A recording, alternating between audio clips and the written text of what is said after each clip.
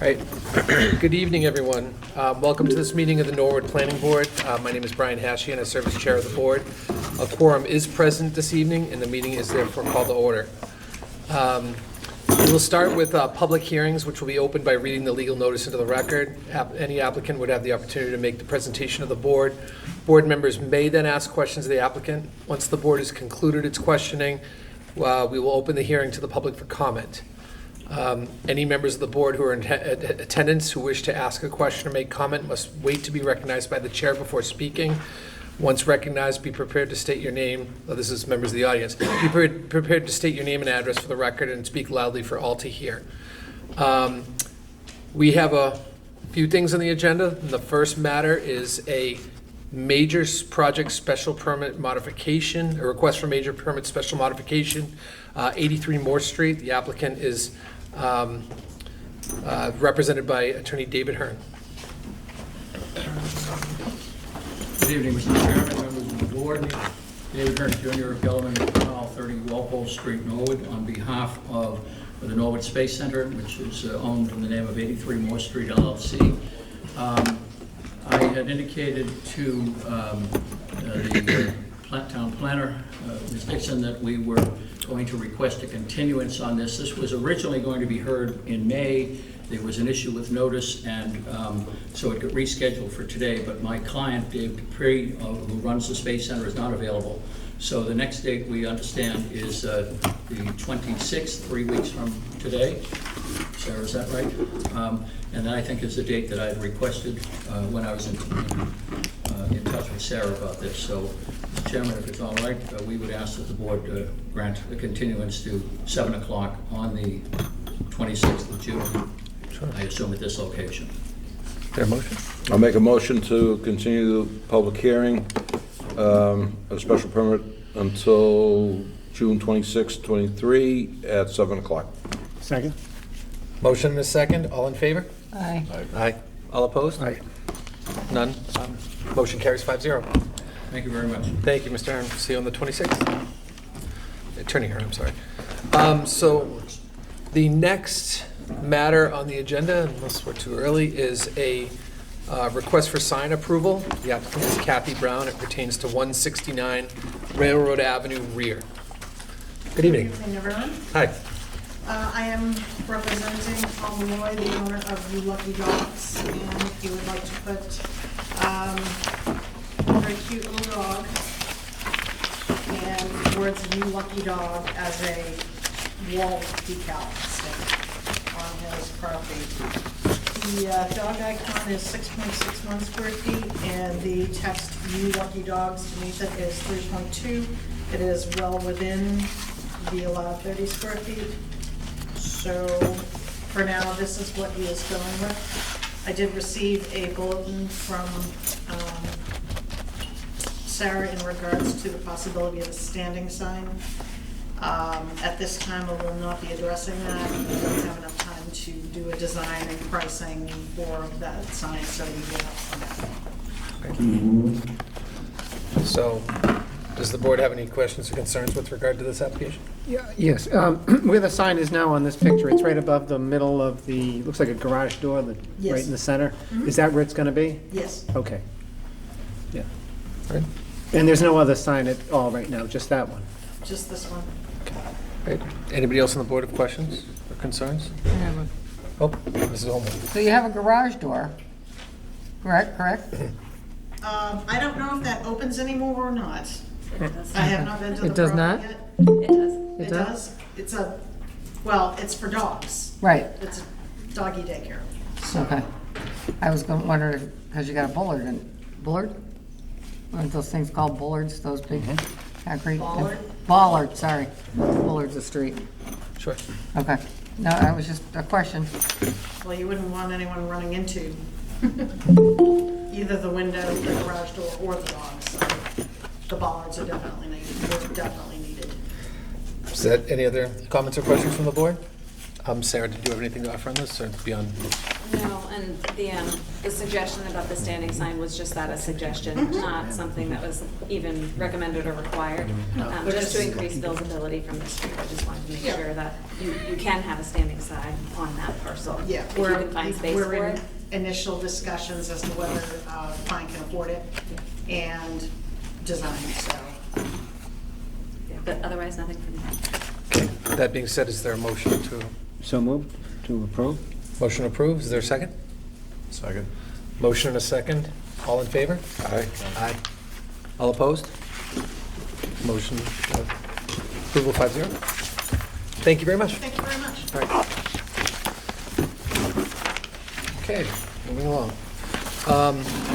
So the next matter on tonight's agenda is a request for site plan approval modification, which is a continued matter from a prior hearing. This pertains to 707 Neponset Street, and the applicant is represented by attorney David Hearn. Mr. Chairman, I was out of town pretty much the last 2 weeks, and I didn't get a chance to review or do the Mullen Rule, so I'll sit this one out. Okay. Very well.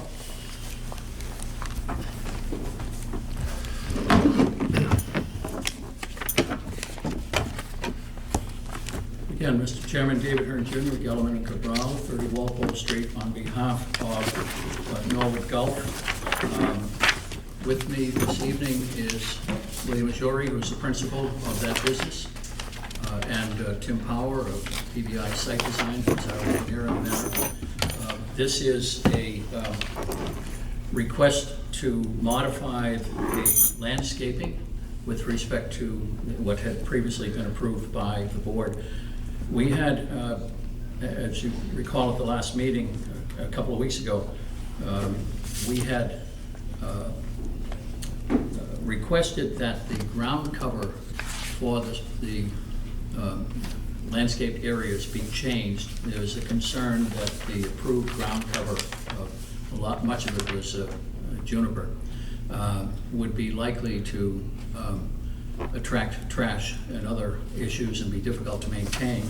My client prefers to put down lawn in place of the juniper and other ground cover.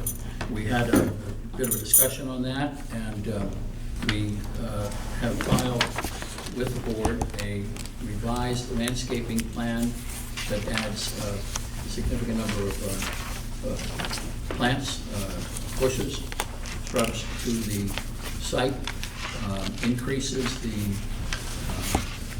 coverage outside of the fence on the Ridge Road side, adds some to the front along the Neponset Street. I know that Ms. Dixon had some concerns or questions about it, but I prefer to let Tim Power, who's the engineer and has the ultimate responsibility for the plans, describe the changes. He's been in touch with the landscape architect that looked at it and has made recommendations to us. So Tim, you want to come up? We have the latest plan available. Sarah? Should probably settle with that during this.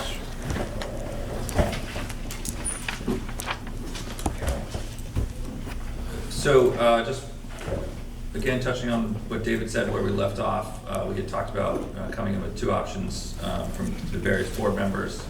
One option was to move the ground cover in a different location.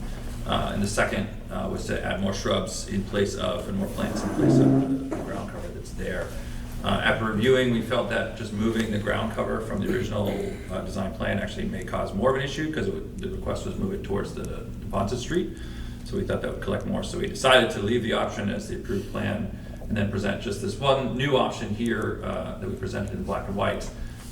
In short, we've added 5 shrubs along the front in between the 2 trees. These were proposed as used really to create a hedge and try to block the bumper and screen the cars a little more from the street. And then along the side, along Ridge Road, we added, I believe it was 11 different shrubs, some of which were flowering. The reason they are, if you look closely, a little more spaced out is I just want to highlight there are some existing trees there, sort of understory trees, split trunks there that we're trying to maintain, so they'll have to be placed in and around that without damage to those trees. So I can, happy to answer questions about the materials, plants proposed or whatnot, but that's really the short of it. Great, thank you. So you've had an opportunity to review Sarah's response. Yes. So with regard to that, I guess, my first question would be, is there any way to accommodate her concern about the plantings being more beneficial to pollinators and some of the environmental concerns that are raised here? Well, I think we tried to create a thoughtful plan in that some of the shrubs and plants were flowering. Some are evergreen, so I mean we can replace them all with more flowering ones, but then you lose the evergreen balance, right? So it's sort of you lose all the screening or the feel of the shrubs in the winter. So, and just my questions, just to be clear, the original plan is approved. Remind me, that was just grass on the Neponset Other way Street side? around. No. Other way around. No. We had some ground cover proposed on the back, on the inside of the fence and on the side, But how about the front by the Neponset This Street? was always. but not in the front. The front was always lawn. Just lawn, so Just lawn that's with what I was two asking. trees. So, Yes. so now what's being, at least suggested on this proposed plan, is to have shrubs which would serve between those two trees to somewhat conceal cars that are in that lot? Yes, yeah, just sort of, right, as you're moving down that road fairly. How large are those plantings, at least initially? They little guys, like, No, they're 18 to 20 inch, 24 inch U's is what's proposed. That's the size, the planted size she put them, so. okay. Does anybody have any questions? Derek? Oh, we can go either way. but- No, I think my only concern is I would like to have more plants that would attract bees and butterflies, and the pollinators, try not to stutter. Those are my thoughts. Okay. The ones in the very front, what are you using right there, the 5 plants in between the trees? Those are U's. 24 inches. It's what, when I was talking to the landscape architect about it, we were talking about native and not native a little bit, based on some of the questions. She acknowledged they weren't native, however, it is hard to find a good evergreen shrub that is native, that doesn't become huge. So given that we're on Neponset Street and there's a line of sight issue, we wanted something that was reasonably controllable, so it seemed like an okay choice and reason to not go with native in that one particular spot. That's all? I guess we can either approve this one or go back to the original one, is that the question? That is. That's essentially it. Okay. This one provides more in the front and more along Ridge Road in terms of shrubs and all than the original. So if we go back to the original, we don't get those 5 24-inch plants? That's right. On the front. That's correct. On the front? That's it, That's right? correct. Yeah, on the main road. That's it, And on Ridge Road, you don't get as many on the outside of the fence. right, where there's trees and grass now. There's trees, right now, there are trees, there really isn't grass on the outside of the fence on Ridge Road. It's, I was there today, so it doesn't look bad, I mean, Well, after some- construction, it's, okay, so we can stay with the old plan and not get the 4 trees, and the new plan kind of is the old plan, we're still getting the junipers on the ground? Is that No, correct? no, Oh, okay. no ground. Grass inside. we're Just trying- grass? We'd like not to, junipers turn out to be a big concern I- because they catch trash and leaves and everything else. And if we end up with those, we'll do the best we can, but it's easier to keep it clean with the type of stuff we're proposing, the types of plants and lawn area. And I And- appreciate that it may not be as many pollinators and all, but I mean, some of the plants, or with one of them anyway, Tim, matches up with what's already on the other side by the neighbor. It fits in with what the neighbor has. I mean, there are a lot of plants in the area, and some attract pollinators, some don't, I guess. And I know we'd like to do, but To Sarah's point, I have to defer to her because she's way smarter than I am, 2 weeks ago, was that we did all this, it's not just because I want it to look prettier so the neighbors don't have to look at blacktop, it's environmentally, we'd use less water, junipers don't have to be watered. You know, that maintenance is maintenance.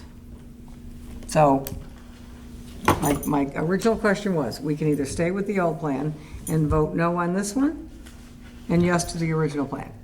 The Or original's you already would approve approved, it this stands. Request. Okay, so we have to just say, let's stay with the original plan, if we don't want to vote for this one.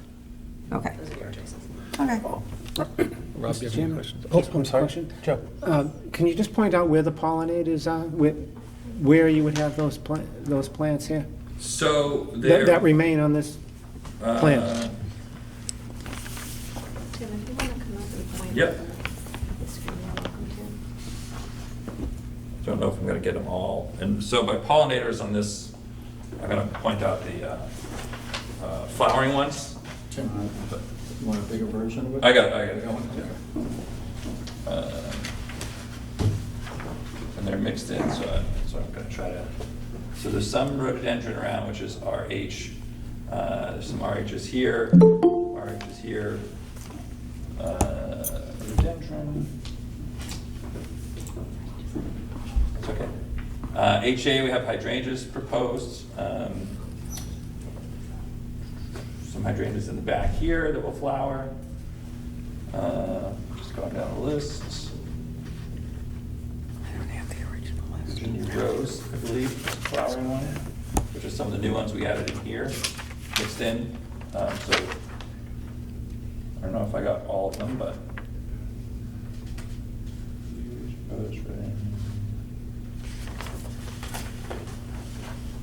I'm not sure if the New Jersey tea flowers or not, so I'm not gonna claim that there's more than that. So those are the ones I know that will flower and attract some of the pollinators. Rob, did you have any questions? Thanks, Brian. I think out of our decision to stay with the original approved plan or to accept this newer plan, I would rather see the board stick with the approved plan that complies to our bylaw. It's better for the environment. A lot of time was spent on it. And I think that's what we should go with. Okay, very well. Is there any? Mr. Chairman, on Sure. that, may I say one thing? In terms of compliance with the bylaw is a recommendation to a great extent. Should, the word should is as opposed to shall. So it's not mandatory. It's certainly recommended, and the board can take into account what the board believes to be best in terms of environmental concerns. But it's not as if there's a list of plants that we must use and we're trying to deviate from that. We are trying to use the plants that fall into the categories of some being pollinators, some being evergreen, some being deciduous, some flowering, some not, to have a mix of things that fit in with the site and with the area. It's correct that in one case it's not a native thing, but there's nothing that forbids a non-native type of plant also. So I just want to point out, it's not as if we're going, I don't want somebody to think we're going against the bylaw. We may not be completely in agreement in terms of what is preferred, but again, that's why you folks make that decision. It's been cast as either Plan B or the original Plan A. I don't know if there's anything in between, a couple of things here and there, but I understand the concerns also, and I hope that folks understand the concern of the property owner in terms of maintenance and cost of dealing with this. Thanks. So I only have one other question. In terms of the irrigation required to maintain that proposed plan as opposed to what was originally approved by this board, is there any real difference? There was going to be the same amount of irrigation heads, et cetera? There's really no substantial difference. You're That's a looking at question. me and I don't have the answer. I'm sorry. I'll answer the question only because I know he had planned to install irrigation system one way or the other, Okay. even for some of the ground cover that may be more drought tolerant, but he wanted to be successful. Okay. So really the question comes down to the type of head, I guess. Gotcha. So I don't have any other questions. Anybody else on the board? Sarah, do you wish to offer anything? I don't know. No? Okay. And so we're ready to take a vote? Sir? Sounds public hearing, so. No problem, just by motion approved. Is there, it's by motion, right? You can say I'm willing to entertain a motion. Fair enough. Not I am very. willing, so is anybody, I'm willing to entertain a motion to approve the requested site plan modification, if anybody's inclined to make such a motion. I'll make the motion. So. we're- Second. Okay. Okay, there's a motion and a second. So, as we all know, a motion to, a yes vote is to approve this plan, a no is to revert back to the approved plan. So, all in favor of the modification? Aye. Aye. I All will- all opposed? Aye. 2-2. So now we're stuck. Derek weren't doesn't get seated? enlisted on this one? I can't. 'cause it's- Yeah, I'm just an ornament. Ty has a no? Okay, 2-2. And the request is denied. Okay. It fails on a tie vote. Okay, All right, thank you, Mr. Chairman. you're very welcome. Thank you. Okay. So the next matter on tonight's agenda is continued hearing and a request for definitive subdivision plan approval regarding 76 Prospect Street. Once again, the applicant is represented by Attorney David The Herbert. rest of the team is coming over here. Okay. Thank you. Here's here from. Okay.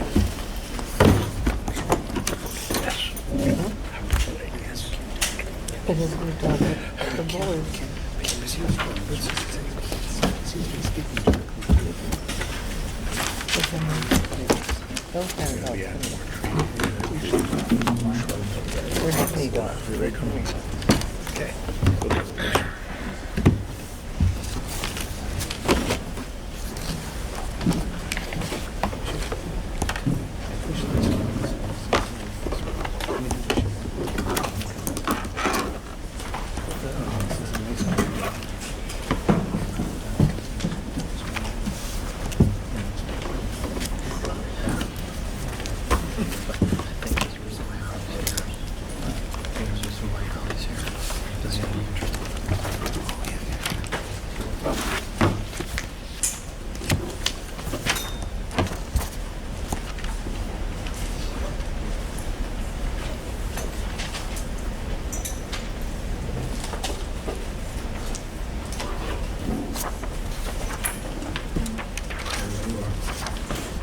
Proceed. Thank you.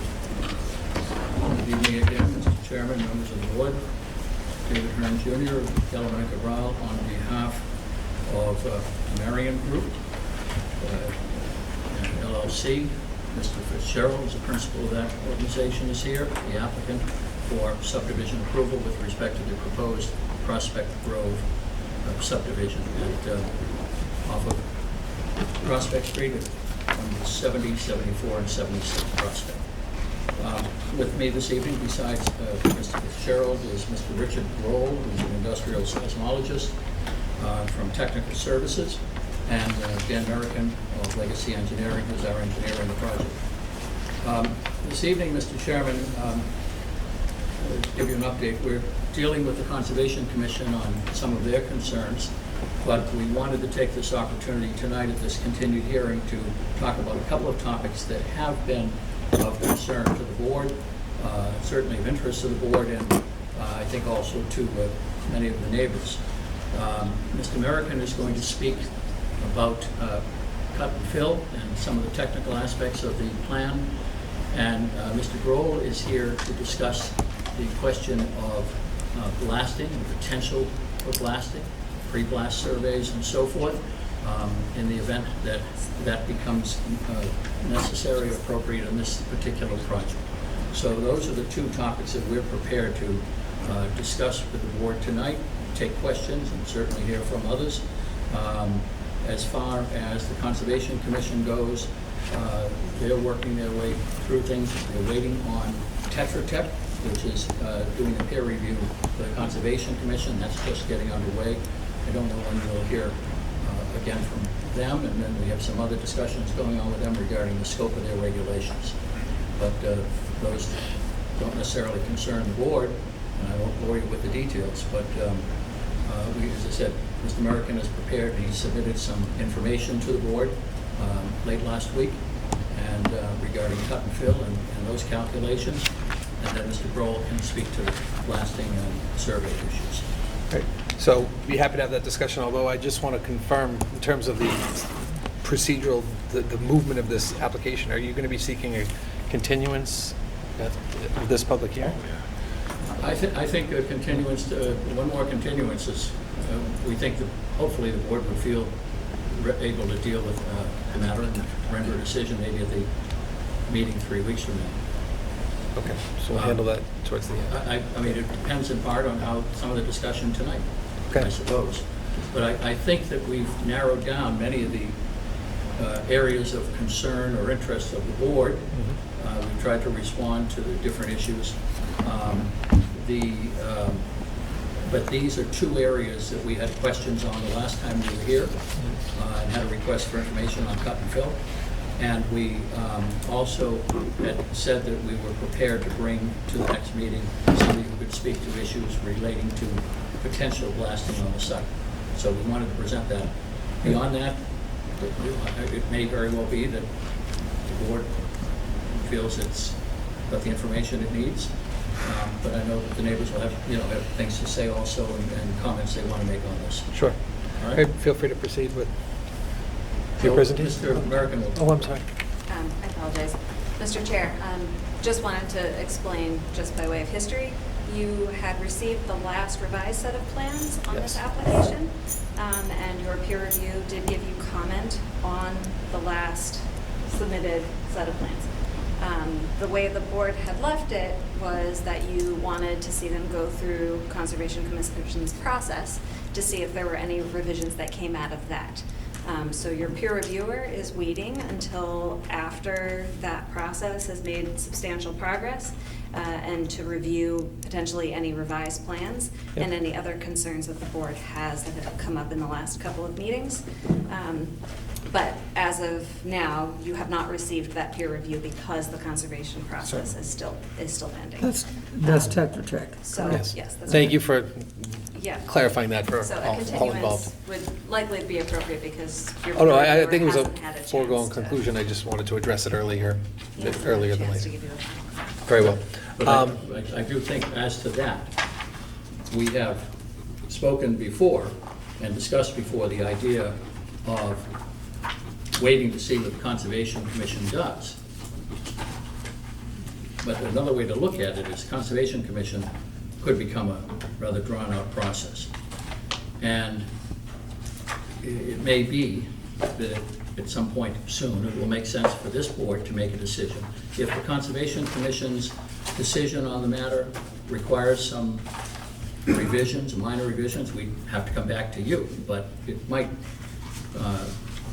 we may think in the next couple of weeks after tonight or whatever that, we and you may decide, you've heard what you need to hear to decide the issues that are before you. Conservation is going to proceed with their issues and concerns.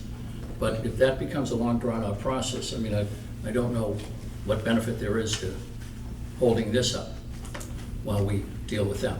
Well, I guess we're ready now to hear from the experts with regard to blasting and cut and fill. That's the presentations tonight. Mr. American's going to speak to that and some other issues, and Mr. Grohl is going to speak to the blasting issues and the pre-blast survey issues. Sure. Those are two areas that we heard the last time there was concern about, and really people wanted some information on them. Great. Thank you. Thank you. Good evening. Good evening. Dan Merrickin with Legacy Engineering, here on behalf of the applicant. I submitted a letter to you outlining basically the cuts and fills associated with the road and drainage system, the infrastructure of the subdivision, which is what the subdivision process is really all about. And you can see here, this is the plan we submitted a while back. This is a profile sheet, just to give everyone kind of an illustration of what's going on. And when you're looking at this profile sheet, it's important to understand that, that looks kind of steep, but this is exaggerated tenfold in the vertical. So the scale vertically is 10 times the scale horizontally. If I were to draw this at true scale, it would look like almost a flat line. And that's true scale is what happens.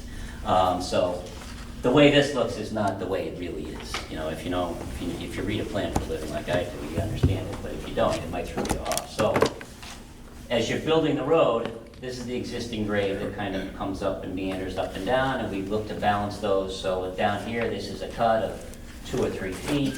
You get up into here, there's a fill of 2 or 3 feet, and then there's a cut of maybe 3.5 feet. Then there's some filling going on here, and you have this whole process of cutting and filling, and you try to balance it all out. So when we run the numbers for the road, the drainage system design, there's a net fill of 9,400 cubic yards.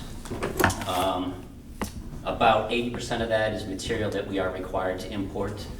It's pavement for the road, it's pavement for the sidewalks, it's the gravel sub-base courses under the road and the sidewalks, it's the sand for our drainage systems. So we're really only importing about 1,500 yards of general fill for the cuts and fills on the road and the side slopes and the drainage system. To put that into perspective, I have worked on many single-family homes where they either import or export 4,000 or 5,000 cubic yards of fill. So for an entire subdivision road to bring in 9,400 yards is really a small amount. It says that the cutting and filling and the grading of the project is really very well balanced. Most of that material that is coming in has to come in to build the road the way it needs to be built under the regulations. And really, in terms of cutting and filling, like I said, the maximum cut, 5-6 feet. The maximum fill is 5-6 feet for the road. These are not big numbers. If you're going to build a house, you're digging a 10-foot hole to put a foundation in the ground. So it's kind of, big picture, it's kind of half of that in terms of cuts and fills. So there's not a lot of earthwork going on here. There's not a lot of dramatic cuts, not a lot of dramatic fills. It's really kind of a boring, plain, regular road design. Nothing very elaborate. So if you have questions about the earthwork calculations, happy to answer those for you. Mr. Chair? Yes. So we're just talking about cut and fill of the road. Well, I provided you with both. So the thing with the lots is that the subdivision regulations subdivision control law doesn't regulate lot developments, right? So we show a layout of prospective lot developments. Let me find that for you. This is prospective lot developments. Why do we do that? We do that so that we can position driveway entrances, position utility services, design the drainage system to accommodate for all the changes in surface conditions and the houses and the driveways. But at the end of the day, each of these house lots is not going to be developed exactly like this. Could be a different house footprint, could be a smaller house. We put about the biggest house box that we could put on there because we wanted our drainage design to be conservative. So when you look at if this plan were to be built, in the aggregate, it's a net fill, including the road, so including the 9,400 yards, about 14,000 yards. So there's another, say, 4,500 yards for all of the houses coming in. So that's Of what you're bringing in. it's like a couple Fill. hundred yards a house. Yeah, it's not a lot. So is that a net? So you dig out a foundation and you take that away and you bring in a fill? Well, if you're digging a foundation, typically what they do is they take the foundation and then they use the material to grade around the house. Right. So that's the So you're gonna bring in another, same thing you do with the road, Okay. as you're lowering this area here, you're moving it over to fill another area that needs to come up. so the 9,400 increase is just for the road, we're not talking about the foundations yet? That's the road and the drainage system. Okay. If you look at the whole thing for this, that it goes to 14, 1,000. including the road, Okay. including that 9,400. All right, that was my question. Thank you. Mr. Chairman, I have a question. So there's a lot of ledge on this property, and this cut, what are you doing with the rock? Are you gonna take it off-site? Or are you No, gonna they'll crush it on-site? They'll typically what they try to do is they try to, if they're blasting, try to blast it in a way that it fractures small enough that they can just mix it with soil and use it for fill. If they're hammering, they'll try to do the same thing in the hole, and then they'll dig it out and mix it with fill, mix it with soil and use it as fill in the project. So there's no need to remove it from the site. Is there any rock crushing to to break the sizes down? Or you're just gonna, is that attempting to do that through the hammering?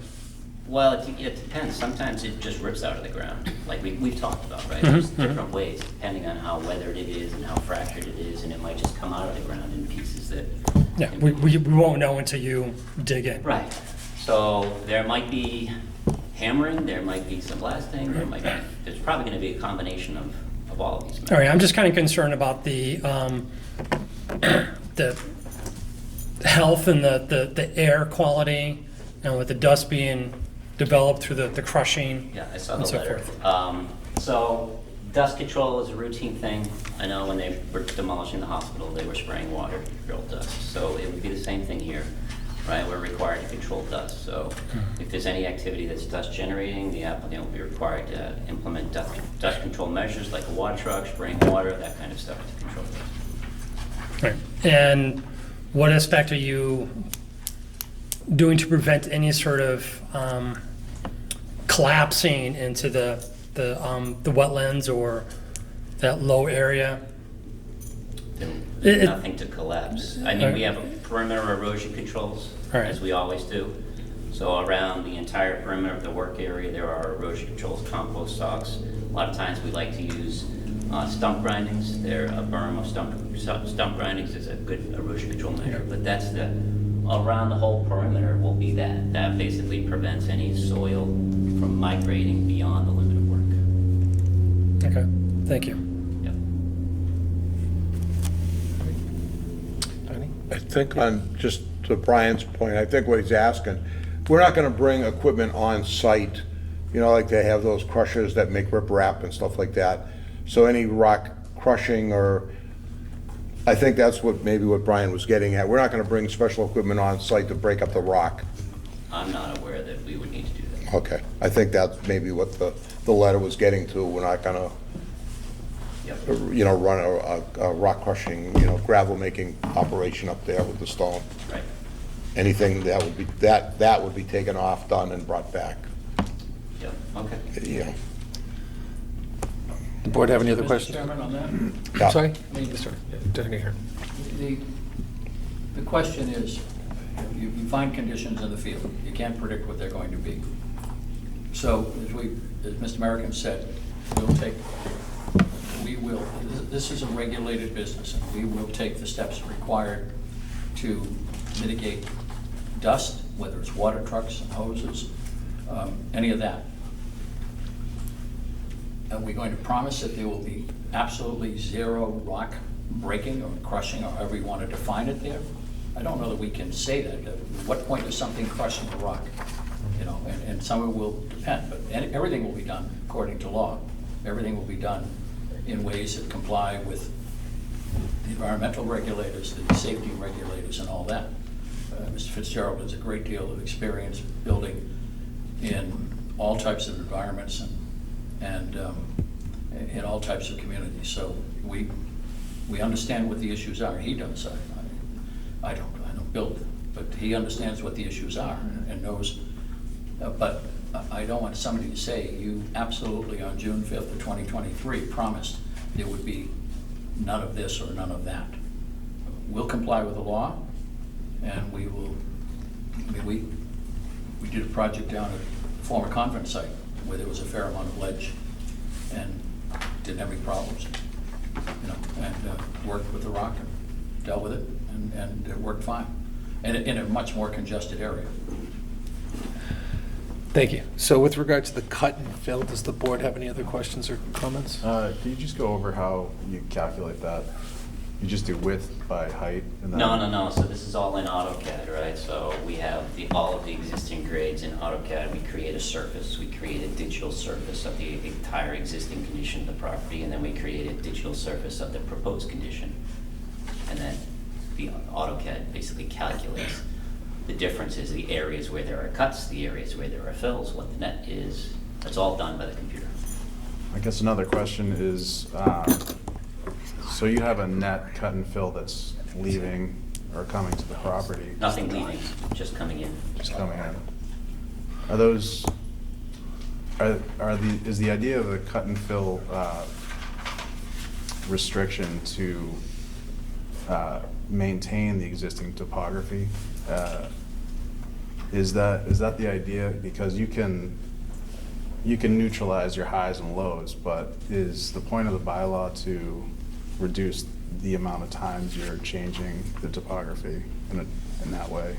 Well, no, a lot of these subdivision regulations want you to try to work with the existing topography as much as you can, right? So in your regulation, it says that it's 5 acre-feet per acre. So it turns out to be about 80,000 cubic yards based on the size of this project.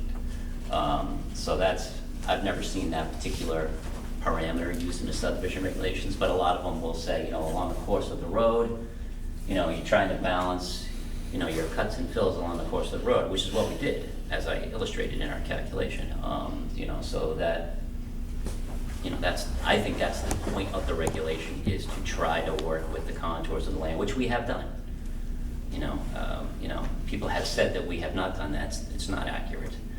Just the fact that we're only bringing in basically 1,500 yards of material that's not needed to build the roads is evidence that we have worked with the grades on the site, and we are working with the topography on the site. And the fact that our maximum cut is 5 or 6 feet and our maximum fill is 5 or 6 feet, you're talking about this from here to the floor, which is, it's nothing. When you're out there with excavators, it's nothing. Thank you.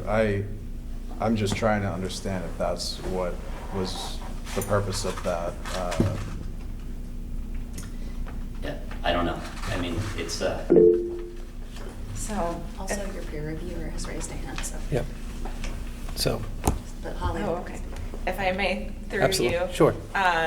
One reason that I've seen for that type of regulation to be enacted for subdivisions is that it can happen. I haven't seen it happen in Norwood, but sometimes subdivisions are proposed for the purpose of harvesting topsoil and gravel from a property. So you would strip the topsoil and strip the gravel and then maybe never even build a house there as part of the approved subdivision. And so having regulations related to maintaining grade can be one way to prevent that sort of subterfuge from occurring. That's true. Interesting. And none of our loan will leave the site as stipulated in the regulation. Great. Thank you for that clarification. Does the board have any other questions or concerns about the cut and fill process? Your peer reviewer did raise his. I was just going to say, Mr. Moyen, would you like to weigh in on this? I was actually about to say the exact same thing. Regulations like to stop a subdivision hiding in the project. Great. So, this being a public hearing, I wonder if we should ask if anybody has. What do you say? Oh, I was gonna say, I don't know if they're done yet, though. Oh. The presentation. Well, we're gonna talk about blasting, but No, if you wanna. I'm wondering if it makes sense to have the conversation about the cut and fill and sure. then, Oh, I'm sorry. and then move to blasting. No, Okay. Unless you want to do it all. No, you, You're Mr. Chair. All right, well then I would like to You're in charge. delineate it and I'm thank just a you. guy.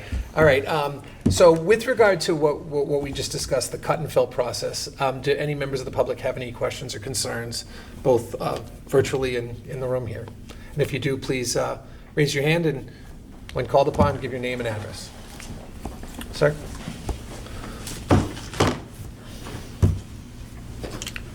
Thank you, Mr. Chairman. My name is Dan Hill. I'm an attorney for the neighbors on the surrounding roads, and there's a lot of neighbors, a lot of abutters to this project, as you know. My concern with the cuts in this project are that there's several concerns. Number one, on the site plan, the applicant stated that the grading that's shown in the site plan for the lots is subject to change, that the developer is not saying this is going to be the grading. In fact, I think Mr. American just said that the lot placement, the layout of the lots, where the houses are going to go in the driveways, that can just completely change. I think that's a real problem, because these cuts could, you see how many lots there are, and the road itself is predictable, but all these lots are unpredictable. And so we have a real problem with this being kind of left open, not knowing how much blasting is going to be occurring on these lots. And with respect to cuts, I mean, Mr. American stated at the Conservation Commission hearing and Holly is here, she can corroborate this. He stated on May 10th that there'll be no blasting on this property. And now Within the tonight, buffer I'm zone. hearing that there could very well be blasting. In fact, I think I've heard several times that blasting is now part of the regimen. So we're hearing a lot of mixed messages, and there's a lot of uncertainty here. And I guess I'll wait to hear what the other expert has to say, but we're very concerned about that issue. And since you raised section 5.4, I think that's very relevant. I mean, section 5.4 of your regs states that the subdivision improvements shall adhere closely to existing topography, preserve superficial drainage patterns, preserve rock outcroppings. Respectfully, this design doesn't do that. This design is intended to maximize the number of lots on this property, period. If you really wanted to preserve outcroppings, we wouldn't be blasting out the ledge. That's going to be where the infiltration basin is. And that still hasn't been addressed. I mean, I heard tonight I heard actually at the Concom meeting that Tetra Tech has signed off on the drainage. We haven't seen that. We saw a letter from January that Tetra Tech submitted, but I haven't seen any comments about Tetra Tech signing. We are trying to bifurcate this conversation just a little bit. So with regard to the cut and fill to the actual road, as has been described here, are there any particular comments or concerns from yourself or anybody here with regard to the cut and fill of the roadway itself? The roadway itself? No, nothing beyond what you said. Okay, thank you. Mr. Chairman, I think Mr. American wants to, before it takes hold, he wants to make a correction or at least speak to the suggestion that we promised at the Conservation Commission that there would be no blasting on the site. Mr. American? Yeah, that's not accurate at all. We indicated that there would be no blasting in the buffer zone to the wetland on the property. Okay, thank you. Can Yes. The buffer zone, I'm sorry, the buffer zone, total buffer zone or just buffer zone by the wetland? Buffer zone is a wetland thing. It's with the area. But isn't there a buffer zone all the way around the property? No. No. It's a No? specific term. From a conservation perspective, buffer zones relate to wetlands. Holly, do you want to explain what that means for those out there? Yeah, we can actually see on the plan that the applicant has the buffer zone for the wetland is the large green block on the right-hand side from my perspective of the So the plan. 100-foot buffer zone and goes around. Okay. So you have the wetland and then a buffer zone around it. So the there's state- also setbacks and potentially open space areas. But in the world of conservation, the buffer zone specifically refers to that 100 feet around the wetland. Okay. So, One other point, and again, I know you're trying to keep this separate, but the comment was made that we're moving stuff around on these lots. Mr. American explained a few minutes ago that his calculations are based upon a conservative approach of taking a potential building envelope based on zoning and certain other conditions. And a house will go within that envelope. We're not saying it's going to take up the whole envelope, but it's going to go within there.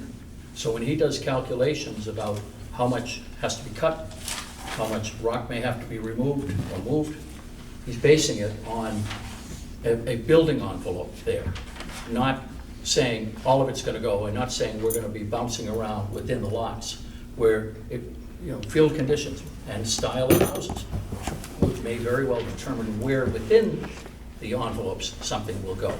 But I want to clarify that. thank you, This Mr. is- Chairman. This is quarter acre zoning, right? Yep. So you have minimum setback requirements. There's not a lot of room to move these houses around.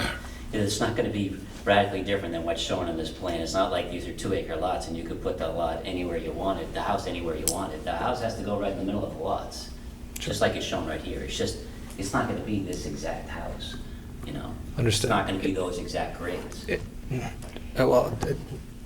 Derek. Yeah, real quick, can you clarify if what you're showing is the drive apron, will that move or not?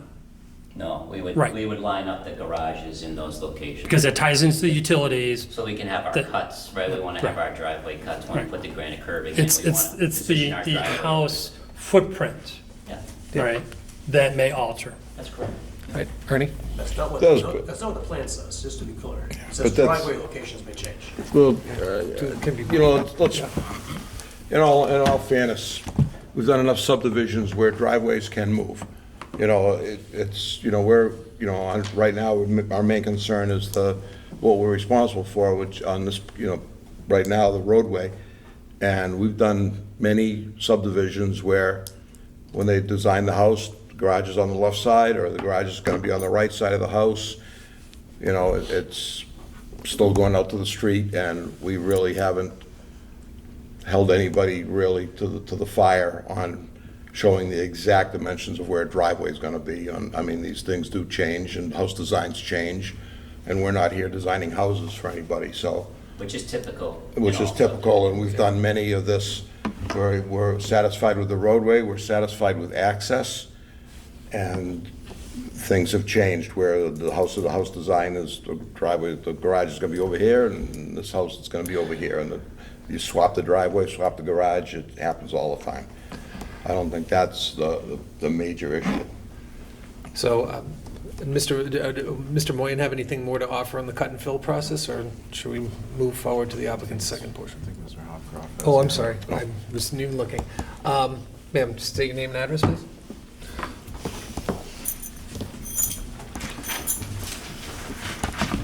Kathy DeGeorge, 11 Myrtle Street. Thank you. I want to talk about Phil. The subdivision rules and regs, section 5.23.1.4, requires 2 feet of naturally occurring soil between the infiltration basin bottom and the seasonal high groundwater elevation. So the infiltration basin, that green area at the loop that they're proposing to put there, they're not going to have 2 feet of naturally occurring soil there. So it's not meeting your regulation. Matt Moyen wrote in his letter last summer that DEP would require a mounting analysis to be done, since there's less than 4 feet of separation between the bottom of the basin and the seasonal high groundwater level. The soils that are there at that site are Class D, and they don't meet infiltration. They're not suitable for infiltration. They have a very low hydraulic conductivity of slower than 0.17 inches per hour. So the mounting analysis was done, but it was done with calculations based on fill, not the naturally occurring soil there, because the soil there isn't suitable for infiltration. So why is it thus far kind of, feels like it's slipping through the cracks here that you guys have a regulation saying you can't bring fill in to build an infiltration basin where no naturally occurring, you don't have 2 feet of naturally occurring soil. Now, the DEP Stormwater Handbook also says, quote, never locate infiltration basins above fill. Never locate infiltration basins in hydrologic soil group D soils, end quote. These are things that John Chessie has brought up. I checked with Sarah last week to see if these are things that Tetra Tech is going to address, and it's totally unclear to me. I think what my understanding is that if you guys are concerned about this regulation, which I hope you are, that you'll ask Tetra Tech to address it. So are you asking Tetra Tech to address this kind of issue and the other? Well, Tetra Tech is on the line right now, right? So, Mr. Moyen, did you have any commentary as to the concerns raised by Ms. DeGeorge? Yes, thank you, Mr. Chair. As it relates to the Mass DEP Stormwater Handbook, when they refer to fill, it's not necessarily what people think of, like in this case, right? They're putting soil back in as their quote-unquote fill. DEP refers to fill as non-naturally occurring materials such as brick, asphalt, concrete, rubble. In this case, again, naturally occurring materials doesn't mean it needs to exist there prior to construction. It means you need to use naturally occurring materials like sand, loam, gravel. So that on that point, And as it relates to the D soils, D soils would be a clay soil. In this case, the applicant's proposing to have well draining soils. There's a 4-foot separation requirement from bedrock, which they're meeting. So we've reviewed I don't know who's talking. as it relates to the 10 DEP stormwater standards, and our comment letter reflects any of concerns we have to date. Thank you. All right. Thank you. Sir? Name and address, please. Francis Upcroft, 56 Prospect Street. I wanted to address the issue of the 3,400 cubic yards of rock, particularly with the perspective. It sounds like an easy number. If you take a look at these little walls hanging down from the ceiling, this space would be 41 feet deep for 3,400 cubic yards. The little lobby outside where we come in, it would be up to 127 feet of rock. It's a lot of rock. It's not a small number. And I think you need to keep perspective to that in terms of the disruption it makes in the neighborhood, to take that out, and the disruption it's going to take in terms of moving it around on the property. Thank you. Yes. Are we actually taking the rock out? So You're going to move it out of a hole. this is information that we put in the letter. So beyond the cut and fill, there were questions about the ledge activity, right? So we looked at the ledge activity for the road construction, stormwater basin construction, and we concluded 3,400 cubic yards of rock likely needs to be removed from a hole, and then it will be reused somewhere else on the site, not removed from the site. And that occurs in a couple of places where the surface of the road is lower than the ledge surface. That's limited to somewhere between 5 and 10% of the road for a small area. The rest of it is trenches for utilities. Water mains, sewer lines, drainage lines, that kind of stuff. So they dig a trench, they get down to the ledge surface, then they'll do a controlled removal in that trench. They'll install the utility and they backfill it. But to Mr. Hofcroft's point, we're not going to remove it from the site. We're going to blow it up and make it into whatever bite-sized pieces, or not, and use it to fill someplace else. And we're talking about acres of land. We're not talking about the size of a room where, we're talking, this is occurring over Right, but many acres of land. Attorney Hearn? Well, my point is, people keep saying we're going to blow this up. There's no evidence yet, and no determination made yet, that there'll be any blasting. There may be, but the suggestion that's been made at the last meeting and the suggestion just now that we're going to be blowing things up isn't, Wrong use of words. isn't based on the We're going evidence. to dig up a hole, move some rocks. We're Yeah. going to cut, we're going to fill, and we're not, and to the suggestion or the example just given of, you're going to have 127 feet of rock in that hallway, that's fine, but we're dealing with 10 acres of land. So spread that out over the 10 acres, and you'll see it isn't that much. Okay. Sir, one follow-up and then That's, ask others. The point is that it raises the point of why we should not be segregating this project into little pieces. That 3,400 cubic yards does not address foundations. Correct. It also does not address the issue, I never said it was blasted. I just said it was going to be broken up and removed from the hole, spread around, dust, noise, confusion, whatever. It's way more than 3,400 cubic yards. Okay. Are there any other questions or comments from the public, whether it be online or in this room? Sir. Mark DeGeorge, 11 Myrtle Street. So 45,000 cubic yards of incoming fill is 4,500 dump trucks in our neighborhood. I don't believe that number is accurate, reflective of what Mr. American said.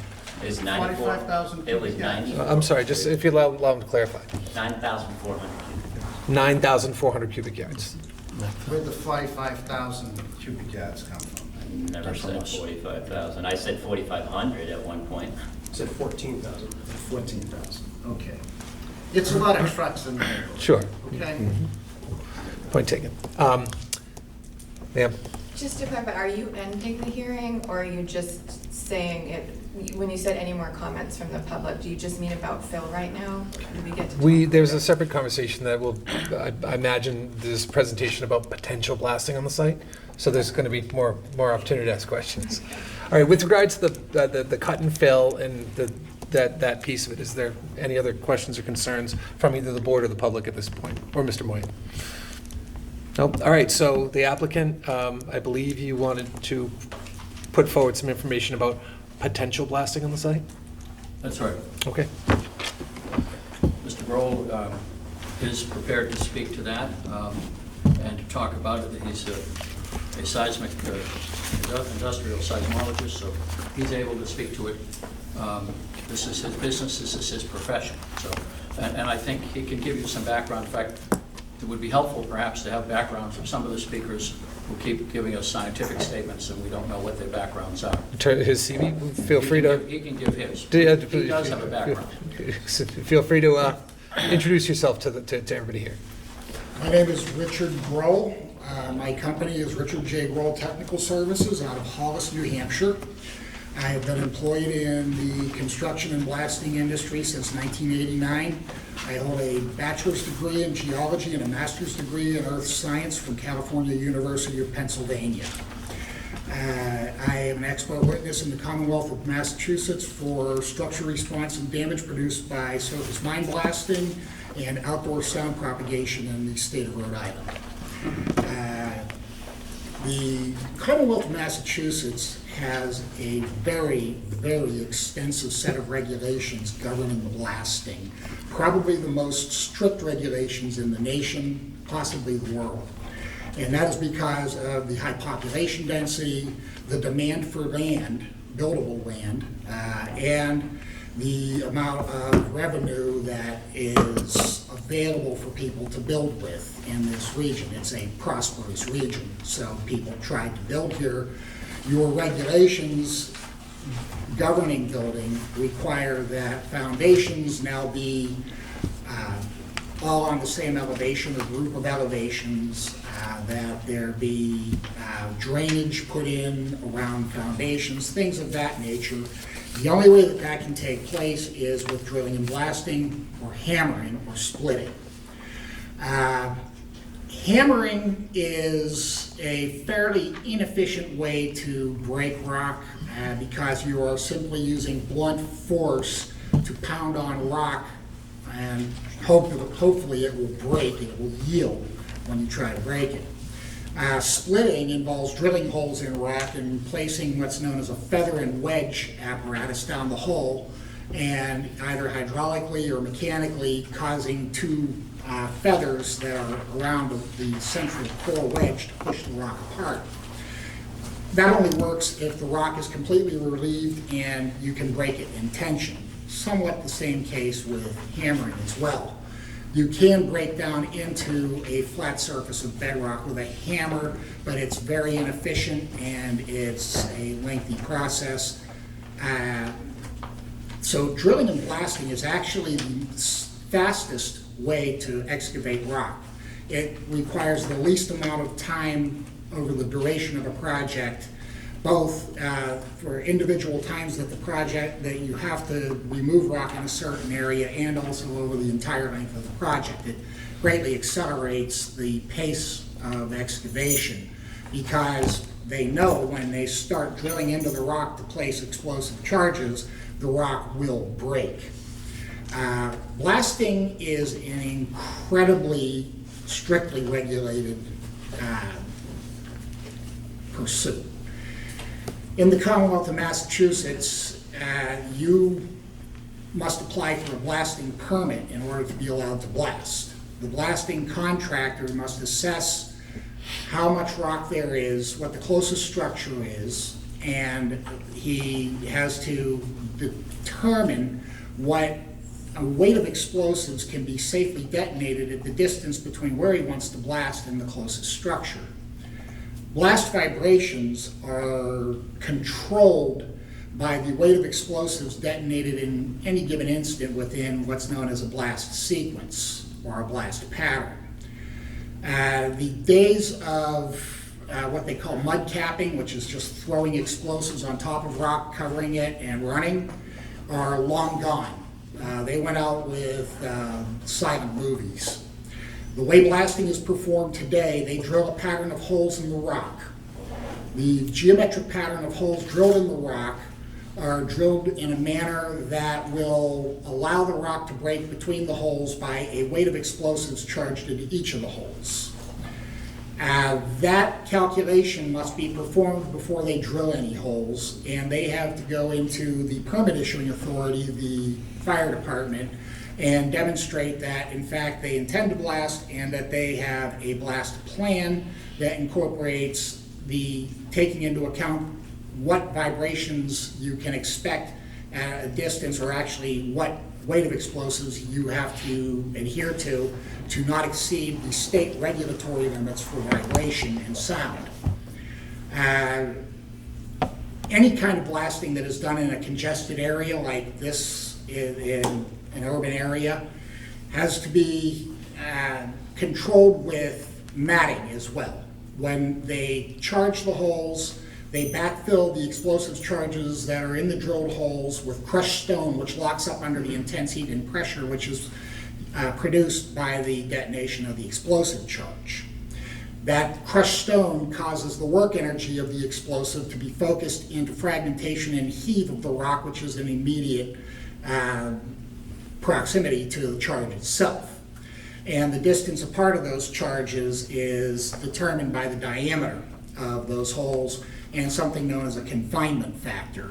Is the rock just a flat surface that the rock you're breaking is under your feet? Is it a rock outcrop? Is it a boulder?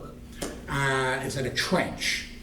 All of those are taken into consideration, and the calculations for what weight of explosives it takes to cause the rock to break without exceeding the design failure characteristics of the materials in the closest structures have to be calculated out, and all of that information is kept as a permanent record, which is submitted to the local fire department after they blast.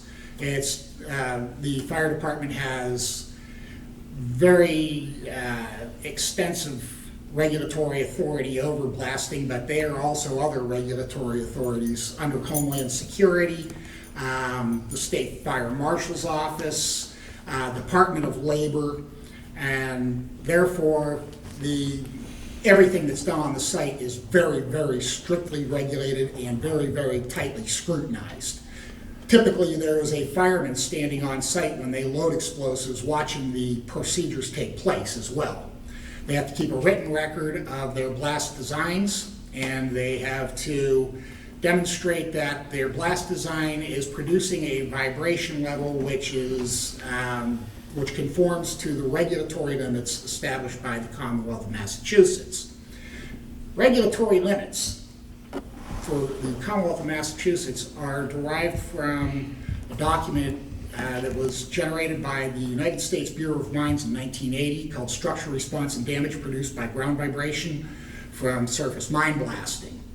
And what this did, this document was generated by research parties that were under contract by the federal government to determine what level of vibration would cause damage to various construction materials in a residence or a commercial building.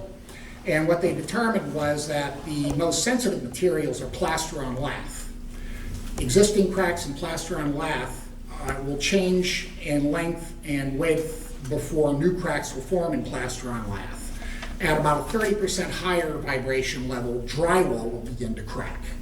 At a 50% higher level, masonry like brick, block, stonework, things like that have the potential to suffer change.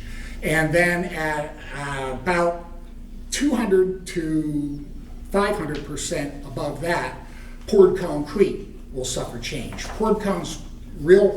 Reinforced poured concrete is actually 3 times more resistant to vibration than the rock that they typically will have to blast. If the rock is hard enough that it requires blasting, it is still about 3 times weaker than reinforced poured concrete. So the notion that you're going to crack a foundation by blasting under controlled circumstances like what are imposed by the Commonwealth of Massachusetts is a fantasy. There is no chance that you will crack a foundation by blasting nearby unless you're blasting so close to the foundation that you physically heave rock into it, which they are not doing in this case. The fragmentation that takes place around a borehole is a function of the hardness of the rock and the energy of the explosive charge. And granite, like Westwood granite that we have on this site, the radius of fragmentation around a borehole is about 25 times the radius of the hole. Meaning that if you look at a plan view of the blast hole that's drilled into the rock and you look at how the rock cracks when the explosive charge detonates, at first there's what they call the zone of crushing, which is within about 2 to 3 radii of the borehole. Then there is the zone of circumferential radial crack or tensional cracking, which is caused by compressive force pushing and then rapidly releasing immediately outside the zone of crushing. And then there is what's known as the zone of radial cracking, which are the cracks that extend off into the mass of the rock, radiating away from the borehole or perpendicular to the sides of the borehole wall.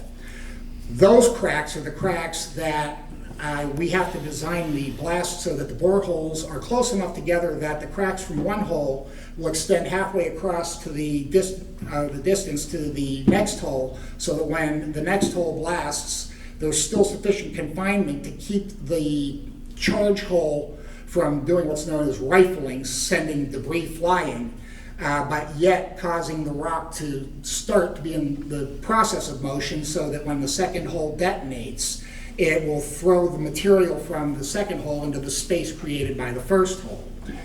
How this is done is what's known as millisecond delay periods.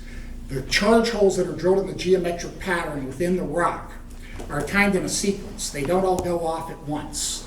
But in fact, what they do is they time those holes so that the holes that are drilled into the rock at the fringe of the rock, where the rock being a naturally rounded mass, has a portion which is most weathered and least confined. That takes the least amount of energy to break. So that part of the pattern in the rock is charged to initiate first. The blasting caps are manufactured in 25 millisecond intervals, and 2 holes that are detonated adjacent to each other within the pattern, which are timed more than 8 milliseconds apart, produce 2 distinct pulses of vibration in the rock instead of a single amplified pulse. So what you result with, if you have a pattern of, say, 20 holes drilled into the rock, and they're all timed 8 milliseconds apart from each other, the blast will take place in 1/3 of a second, but actually what you have, if they're all individually timed, are 20 individual very small blasts, which are taking advantage of the most sensitive aspect of the rock, which is rock intention. When you pull on rock, it's very weak. When you push on rock, it's very strong. So by causing the rock to pluck away from the mass of the earth in sequence across these holes, you are required to use about 10 to 15 times less energy to break the rock than if you were to cause all the holes to detonate at once. What it sounds like when you watch the blast is taking your thumb and running it over the edge of a deck of cards. Each card would be a different hole detonating that fast. But in fact, what you're doing is you're breaking up the energy, focusing it into the work energy of the explosive breaking rock and causing it to swell, and minimizing the amount that is cast in the form of waste energy in the form of sound and vibration to the surroundings. And how we prove that we are getting the results both for breakage and for vibration is we place seismographs around the site so that each blast is measured at the closest structure where the highest exposure is for sound and vibration, and that information is submitted to the fire department as a record, a permanent record, showing that they stayed within the limits that were enumerated by the United States Bureau of Mines.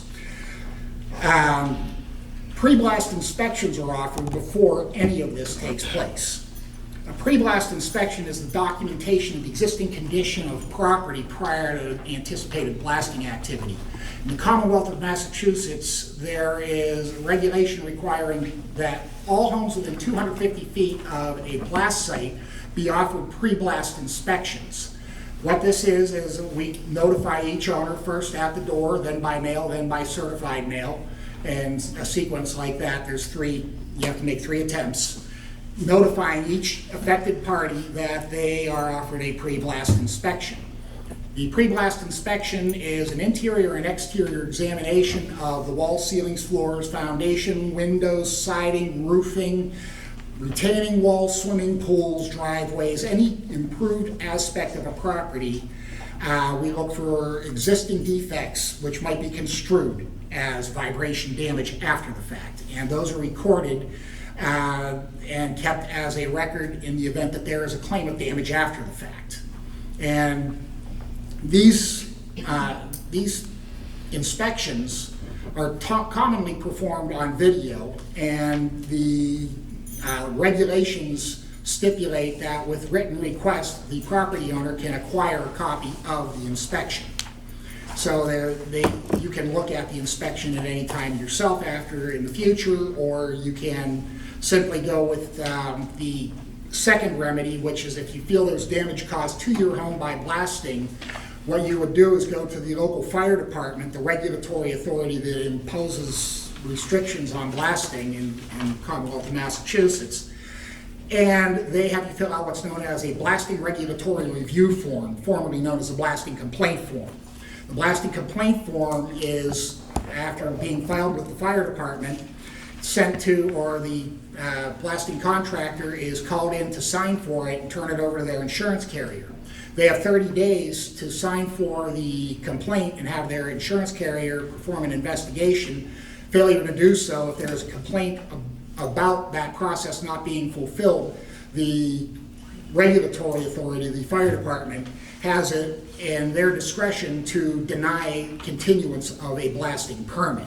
So there are protections built into this system from the design of the blast right up to after the blast has taken place, and anybody who feels that they might have damage has some recourse for remedy. And that's the long and the short of it. So I just have a couple questions. You mentioned that reinforced concrete, such as in a regular house foundation, is a very difficult thing to crack. Some of the properties around this particular site are 19th century farmhouse things with like fieldstone foundations. Does the analysis apply differently to that? Well, actually, they're still 50% more resistant to vibration than the plaster and drywall that are the design limitations for vibration for each blast. Okay. How they design the blast is that they take the distance to the closest structure, and they calculate what weight of explosive can be safely detonated at that distance. They cut that weight in half so that under standard engineering practices, you always try to maintain a 100% factor of safety by cutting whatever your design limitation is in half. And that's how a blast design is started. Also, they use the calculations based upon confinement. Is it rock that is just a flat surface that you're blasting down into? Is it an outcrop, or is it a boulder, or is it a trench? Each one of those has a different design calculation that they use so that they can most accurately anticipate what the vibration will be at the closest structure. Ready? You had mentioned you thought that you said, I thought I heard you say, most of the stone up there is something called Westwood granite? It's all Westwood granite. And when I think of granite, I think of a very solid, but yet they cut it out of it. I'm sorry, what? It's highly weathered.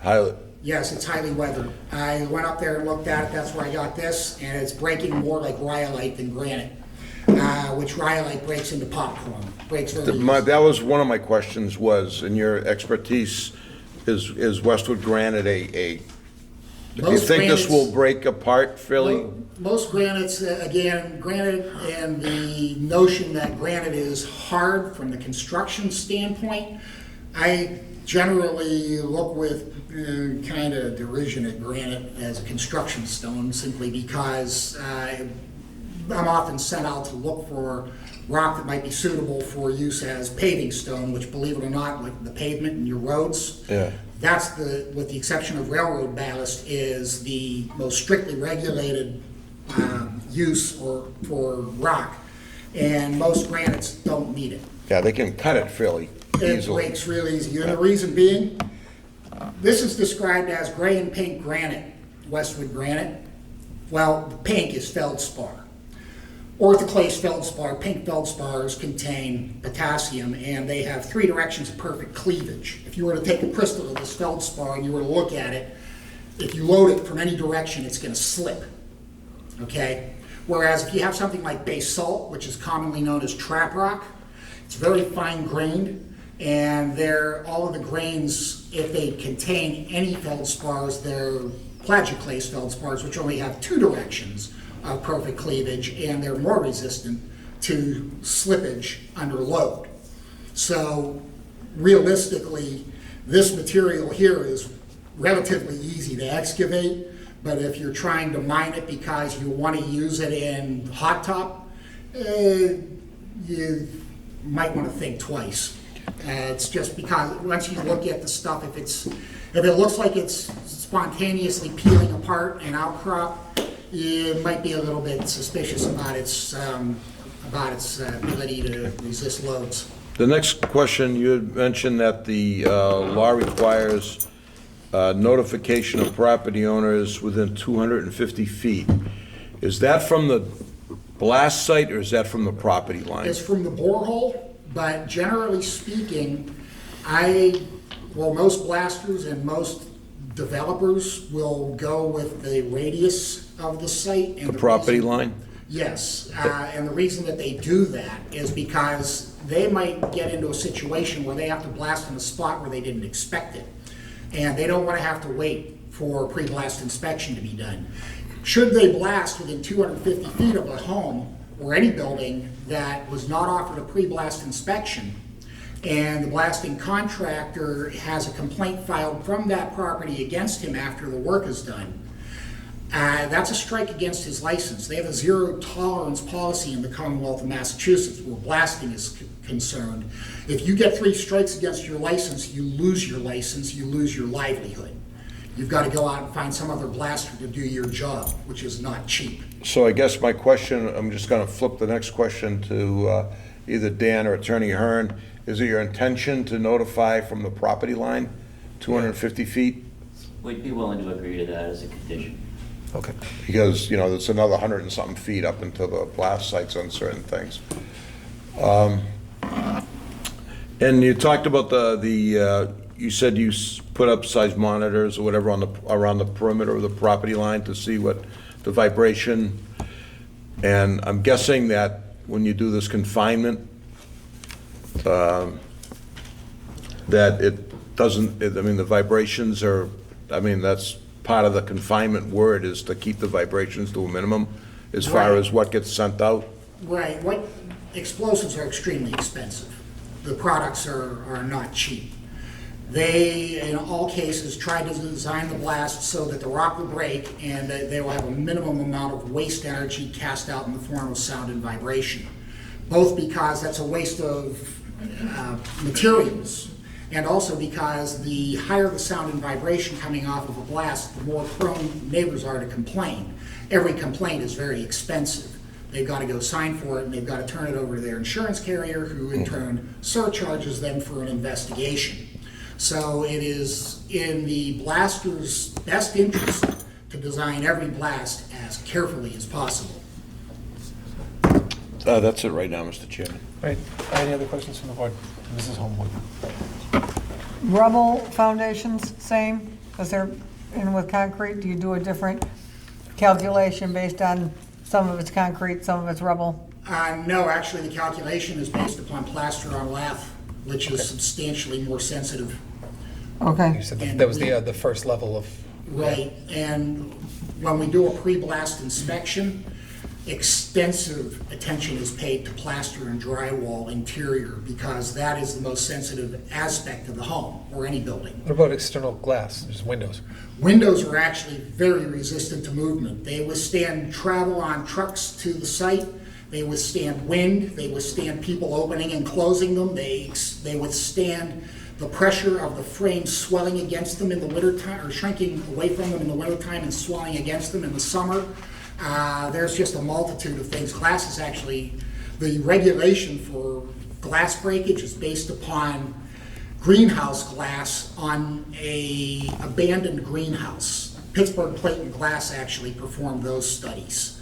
And they determined that the level that would actually cause competent glass to break is about 2 to 3 times higher than what would cause distressed glass to break. Very old antique glass with no glazing or no sealant around the sides, things like that.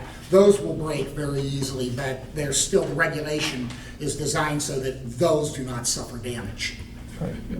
Debbie? So my question is, if you have Westwood granite on the top, do you know that it's Westwood granite all the way down that Yes. vein? It's, the whole site is definitely the same rock, and it goes down 20 to 40,000 feet. 1,000? Okay, so you know that all the different places you're gonna dig foundations are all the same. It's all the same rock. Yeah, I looked at it on the geological So it's not map, gonna be the whole one thing neighborhood. up here and No. 20 feet down something else? Even if it was, all of the rock in this area was formed around over hundreds of millions of years ago. Yeah, my head's already blowing up with the information I keep. And it was buried miles underground. At one time, the land surface here were the highest mountains on Earth, 300 million years ago. And the heat and pressure that was I just involved- wanna know what's down 20 feet. Yeah, this stuff is. My really- head's blowing up. Can I ask, is there variations on the weathering? Like, it's been discussed that it could potentially be weathered to the point where it could break quite The top easily. stuff is weathered the most, and as you go deeper, it's weathered less. And But there are variances between certain outcroppings and place to Oh, place. yeah. And oftentimes what weakens rock the most isn't so much just weathering through the whole bulk of the rock. There will be seams, because what happens as rock congeals, it's a blob of molten rock underground, and it is slowly rising out of the earth because it's lighter than its surroundings. That's what granite is. And as it gets up to the surface, it cools and it congeals and it cracks. Well, as it's cooling and congealing and cracking, there are a lot of different ingredients in there, some of which do not readily bond with each other. And some of those end up being stripes in the rock, like you see up by the prison on 128. You see the black stripes in the rock? That's diabase. And sometimes that's injected into the rock, and sometimes it is distilled out of the rock. And that stuff very commonly turns into clay. And water flows through it, and it disintegrates into clay minerals, and you'll see grass growing out of it and water teeming out of the outcrops oftentimes. So yes, there is a vast differential in the degree of weathering in rocks, even rocks that are adjacent to each other, based upon chemical composition. Sure. And exposure to water. Any other questions on the board? That end? That's it? I'm good. Rob? With all your experience doing this, with all the regulations, with all the engineering in place, have you ever experienced anything go sideways? It's very rare. The way that blasting is regulated, in Massachusetts especially, but basically all over the country now, it's strict liability. You must perform everything in a manner that is, to the best of your knowledge, not going to result in an accident. When accidents do occur, it's normally because of, they're normally in quarries for the most part. Construction sites can happen. They're kind of rare simply because the contractor knows that if he doesn't take extraordinary caution in his work, he stands a chance of leaving the site without his license. And the fire department can walk up, if you say launch a rock through a wall or a car, they will walk up and take your license, and then you go to a hearing, and it's very destructive for them financially. So there are times when rock does behave differently than what they expect, but because of the intense scrutiny that is given to the condition of the rock when they drill the holes in the rock in the pattern that they load the charge holes with. They know if there are seams, voids, slips, all of those things affect the performance of the drill bit as it proceeds through the rock. For instance, if they're drilling along and all of a sudden the bit drops 6 inches, they know there's a void. They write that on the drill pattern. They have a drilling log for every blast. And they have all the holes laid out that they're drilling for the blast. And they write next to it how deep it is, how much dirt is at the top of the hole, and if there was water in the hole, what the elevation they hit water at. Because water is one of the things that they have to take into account when they blast. You have to use a waterproof blasting agent when you have a saturated hole, whereas you can use cheaper explosives in dry holes. But generally speaking today, almost all of the commercial explosives that are used are what are known as emulsions, and they're very water resistant. They have a sleep time of 2 weeks. They can sit in a wet hole for 2 weeks and still have 75% of their explosive energy. So the explosives are not so much of a problem anymore as far as water is concerned.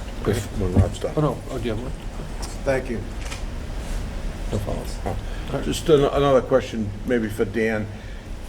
You've done, I'm assuming, or maybe, yes, no, that we've done borings throughout this site, I've done test pits all over this. test pits, so you kind of know that you're hitting gravel or topsoil or whatever, and then maybe at 10 feet you're hitting rock, or Yeah, we know where the rock you is. have those those things that can tell you how much soil and where the rock starts, and And we put a map in the hydrogeological study that basically shows the ledge surface.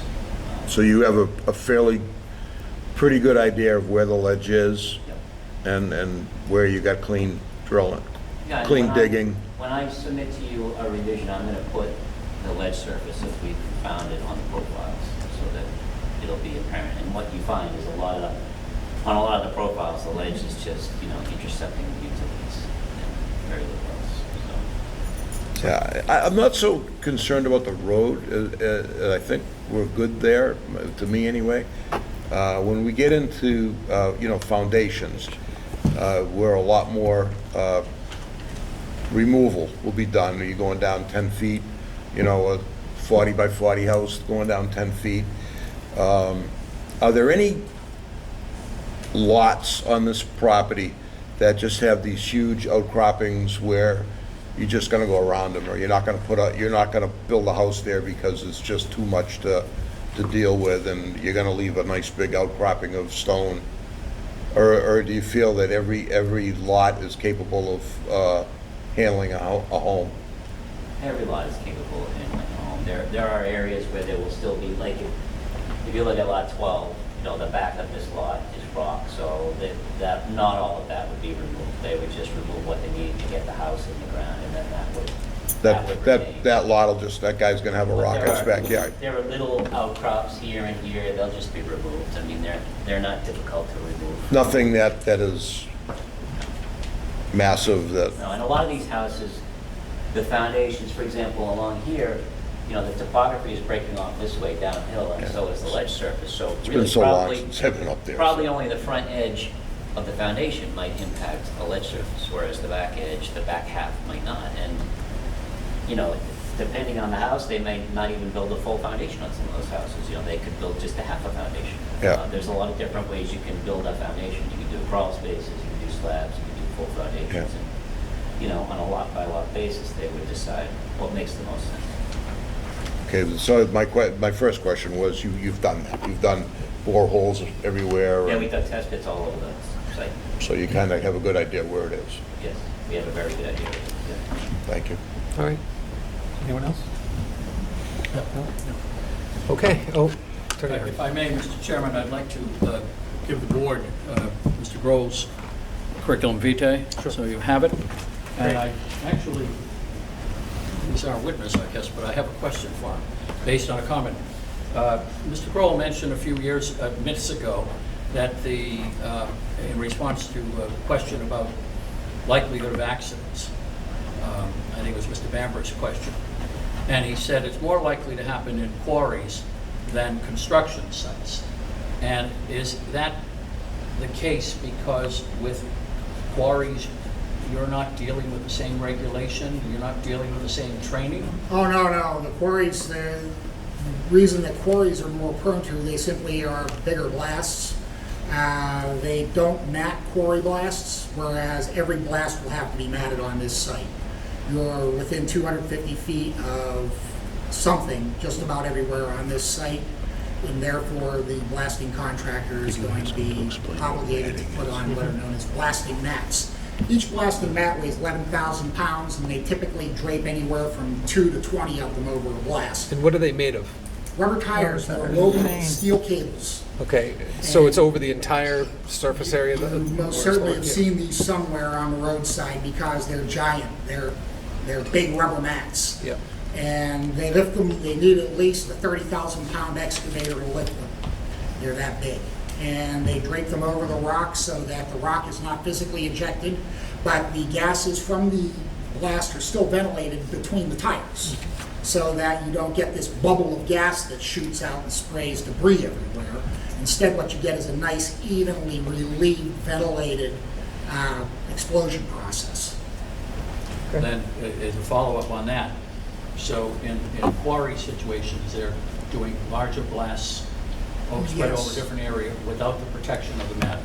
That's correct. As opposed to this type of project in a developed area where you have the matting and smaller blasts. They wouldn't dare to try to blast without mats. First of all, it's a regulation. Second of all, the blaster's own peace of mind dictates that he puts a mat over everything, whether he thinks it's going to move or not. Okay. You guys all set? All right, so moving to questions or concerns from the public. Mr. Hill. Just for the record, state your name and address if you could. Sure. Thanks. Dan Hill, attorney for the neighbors.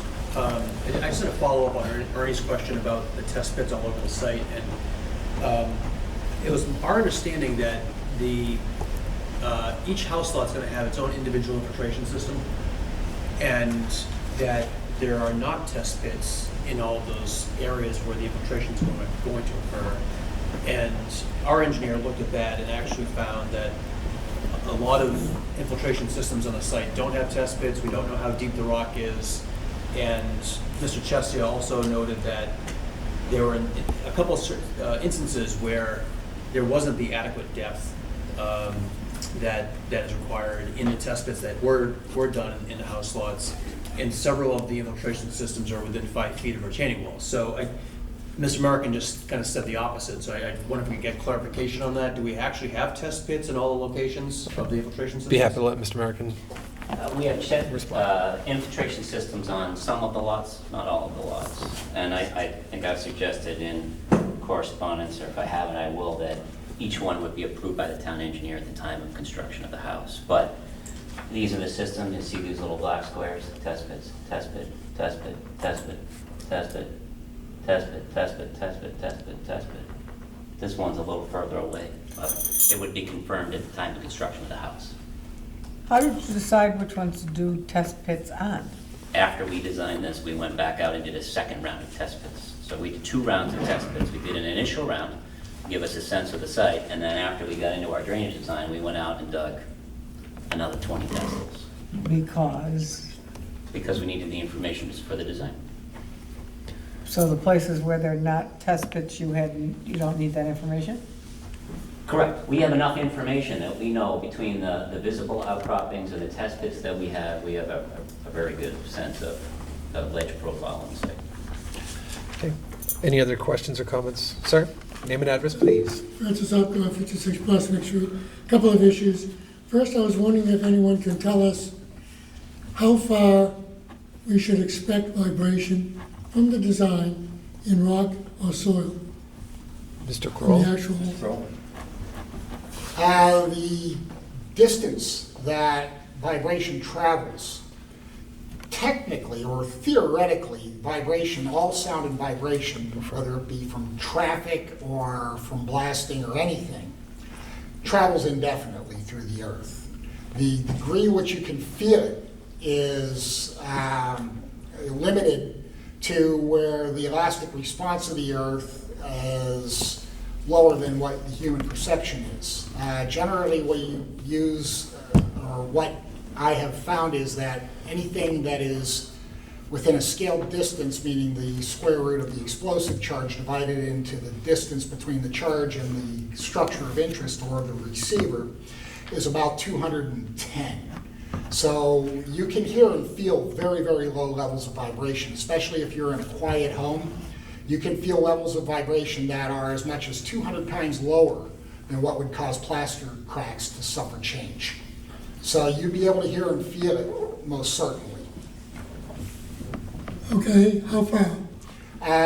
Well, every blast would be different, but generally in construction type blasting, you can feel them a couple hundred yards. As you're going to travel further in the bedrock itself or in the overburden?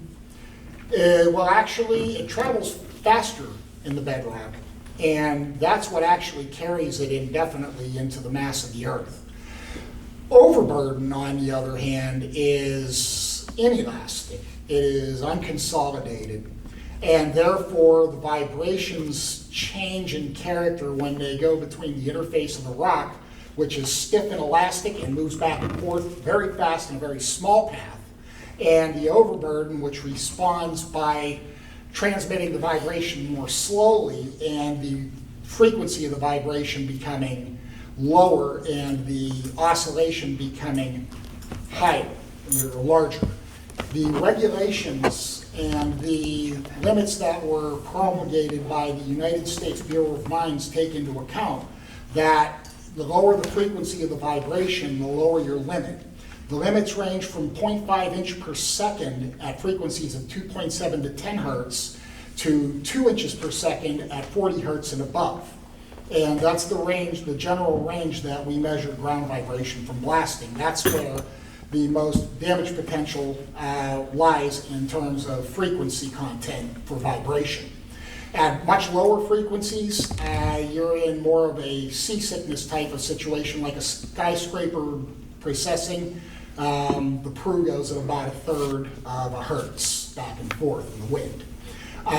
Whereas the vibrations that you get from that travel through rock, because the rock is hard and elastic and it's bonded to itself, the particles in the rock, or the individual points in the rock, cannot move back and forth very far, so they have to dissipate that energy somehow. What they do instead is they dissipate it by sending it through the rock faster, so that the velocity, the acoustic velocity or the vibratory velocity through the rock is going to be proportionate to its density and its cohesion.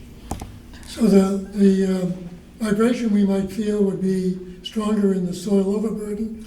Actually, at any given distance? When it comes to human response, human bodies have a natural period of about 10 hertz for the chest, 25 hertz for the head, the cavities in the two. Hopefully we're standing on our feet. Oh, yeah. Yeah, they must design every blast in a manner that is safe to people and property at all distances at all times. There's a lot of information on how to do so, and it's utmost incumbent upon the blasting contractor to do so, because he's got about 8 different bosses breathing down his neck, both public regulators and literally his bosses. What you hear and feel in low frequencies is typically less objectionable. People that hear and feel low frequencies of vibration say that wasn't bad, but they might be closer to a limit than when they have a high frequency sound, which the human body tends to perceive more, or it tends to be more noticeable to the human body, to the human head and chest cavities, which... Does fracturing in the rock slow down the sound and the vibration, or does it carry it faster? There's 2 things that happen with fracturing. Highly fractured rock will tend to impede the speed of travel. As far as, what was the other half of that? Well, will it not only just slow it down, will it dissipate the magnitude of the? Yeah, if it's really highly fractured, it tends to muffle it, so to speak. The energy all gets consumed in just heave, what we call heave, which is the swelling of the rock after the blast takes place. I think Ernie has a follow-up. I just have a follow-up, just to Hofkoff's question, because I'm sitting here listening to a couple of Yeah, these scientists. two are just. Yeah. You understand it, you understand it. but- My head blew up So, a half hour You guys ago. could- Something blasts and it goes through the rock. He's doing Yes. this. Okay, the vibration goes through the rock. The rock ends, the outcropping ends going down, and now we're hitting dirt. What happens? Does the vibration continue through the dirt The vibration- to somebody's house or whatever in infinity? Or does it, when the vibration ends, when the rock ends, does the vibration kind of drop off, or does it continue at the same rate, I guess? The character of the vibration changes. The softer the material, the lower the frequency it tends to carry at. Plus, the greater the distance, the closer, more closely it approximates the natural period of And it the Earth, drops which off. is about 4 hertz. Okay. They're designing the blast to be at 40 and above through the implementation of the millisecond delay periods I described earlier. Okay, The yeah. predominant ground vibration frequency is inversely proportional to the period between the delays. So it continues, but it dissipates. Right, Is it a hurt dissipates. something we should know what that is? Don't, please, I don't need a half hour Yeah, explanation. we might have Do to I not- need to know what that is? Not right. No. Oh, cycles per second or hertz. No, I don't need to know, sorry. I just- There's So- one other issue. All right. is the existing fracturing, does the vibration follow the strike in the dip, or is it perpendicular to it more directly? The angle of incidence between the propagation direction and where it encounters fractures in the rock does cause it either to refract, bend, reflect, bounce off, or it will just allow it to propagate further, depending on if there's any difference in the composition of the materials across. Something else I was alluding to earlier, all of the rock around here is relatively similar in density and tensile strength compared to, say, rocks that you would find in southwest Pennsylvania, which are pure garbage. They fall apart when you walk on them. So this rock's very hard compared to other rocks around the world. So, but the majority of the strike is, if I remember correctly, from northeast to southwest on that site. With the strike of the fractures in the rock? Right, the existing fractures, There's- primarily, with, obviously, no rock is ever pure. No, there's a couple different things that have Yeah. dictated the fracturing of the rock here. One is tectonic force. Gentlemen, I don't mean to interrupt the dissertation on geology, Like but a we caveman. do have comments, I think, online, and we have them in the room, and my apologies. So, online? All right, Rakauskas, that's Yeah, raised hand. yeah, we need to move on. yes. So, George Rakauskas. Mr. Rakowskis, could you please state your name and address? Yeah, George Rakowskis, 55 Myrtle Street. My property is at the bottom of this map, and the far end, the far line of the property is about a 20-foot drop-off of the ledge. And I'm wondering if the blasting is going to have a different effect on that side of the property. It used to be, this part of town used to be an active quarry, and that's where they stopped quarrying. And so the line of my property is about a 20-foot drop of a wall. So you have a high wall in your backyard? No, it's a drop. Oh, it's a drop? It's the sideline of my property. Oh, I see what you're And saying. there's a drop, there's Yeah. kind of a sheer face. Okay. Well, actually, that would tend to be lower vibration, simply because the rock, or the charges would be disposed lower in elevation than your property, and that would give a slightly greater distance. Plus that, if that rock was already excavated once, like what you're describing that as having once been mined, that rock would be fairly competent. It won't have as many surprises in it. It's less likely to be fractured in a manner that would allow gases to escape or energy to concentrate in one part of the blast design, the blast pattern or another. Instead, it would produce a very, or it would lead to a very smooth progression of breakage throughout the pattern, as opposed to any interference that would come hole to hole as a result of imperfections in the rock. So you would be less likely to have higher vibrations up there than you would, say, if you were just at the same elevation, next to it.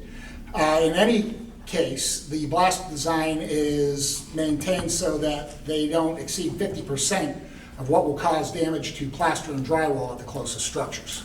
And there's a threefold decay in the intensity of vibration with a doubling of distance. So by virtue of protection of the closest property, the other properties are protected as well. Sarah, is there anybody else online? I don't see any other raised hands. All right, Mr. George.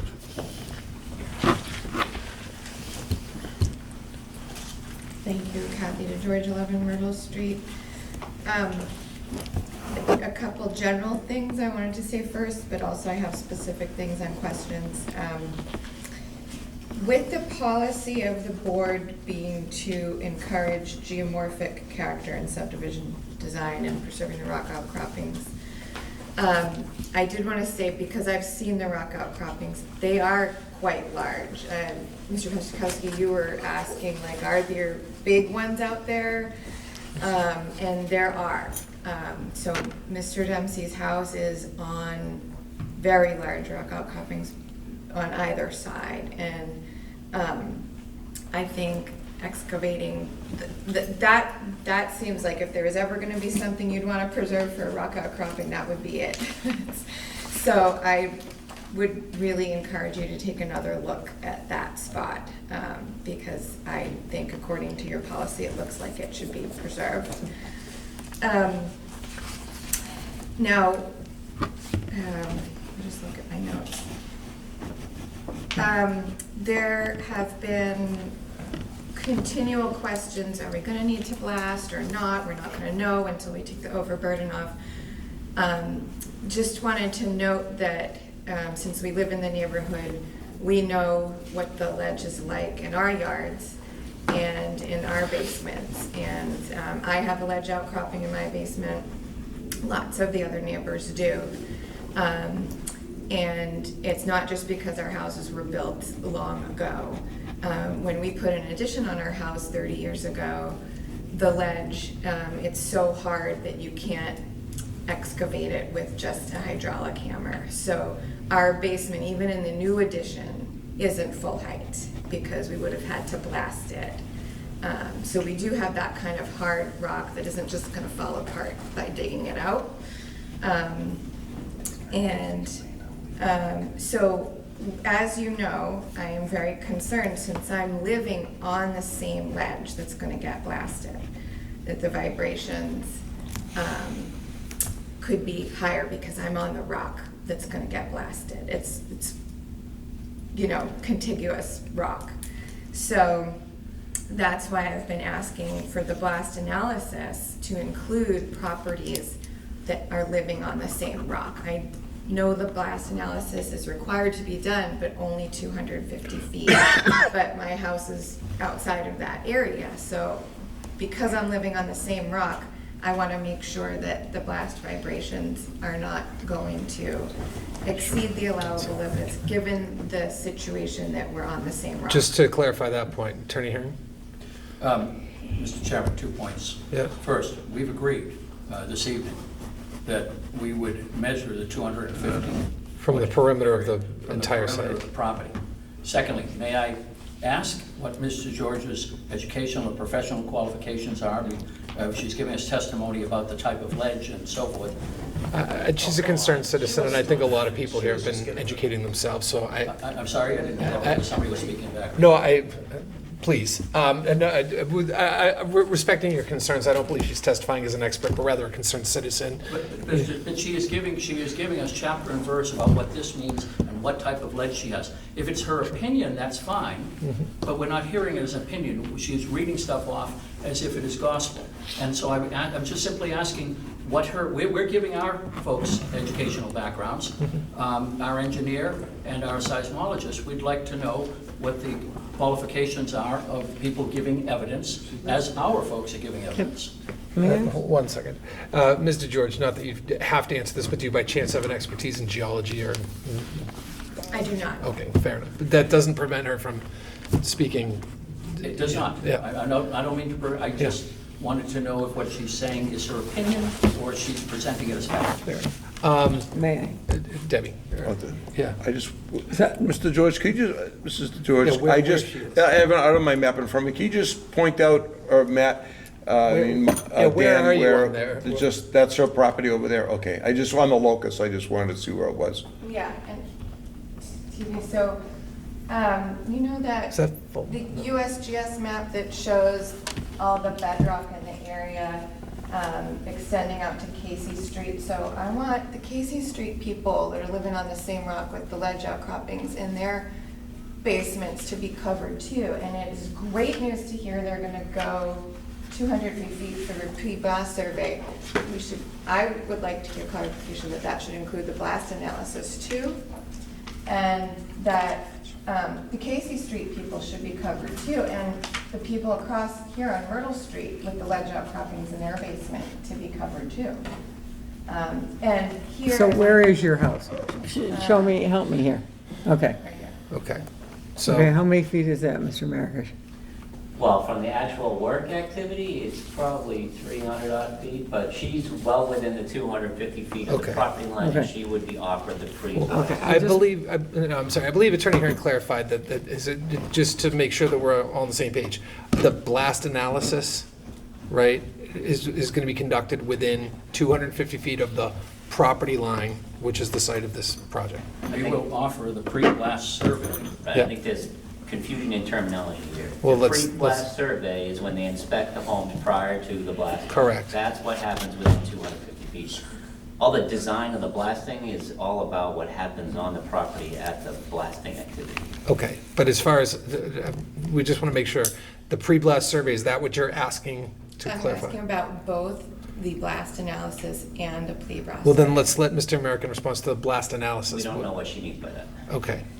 The Massachusetts CMR, I don't know the number off the top of my head, but the fire code says that a blast analysis has to be done with the seismographs or at one structure, that it has to be done within 250 feet of Okay.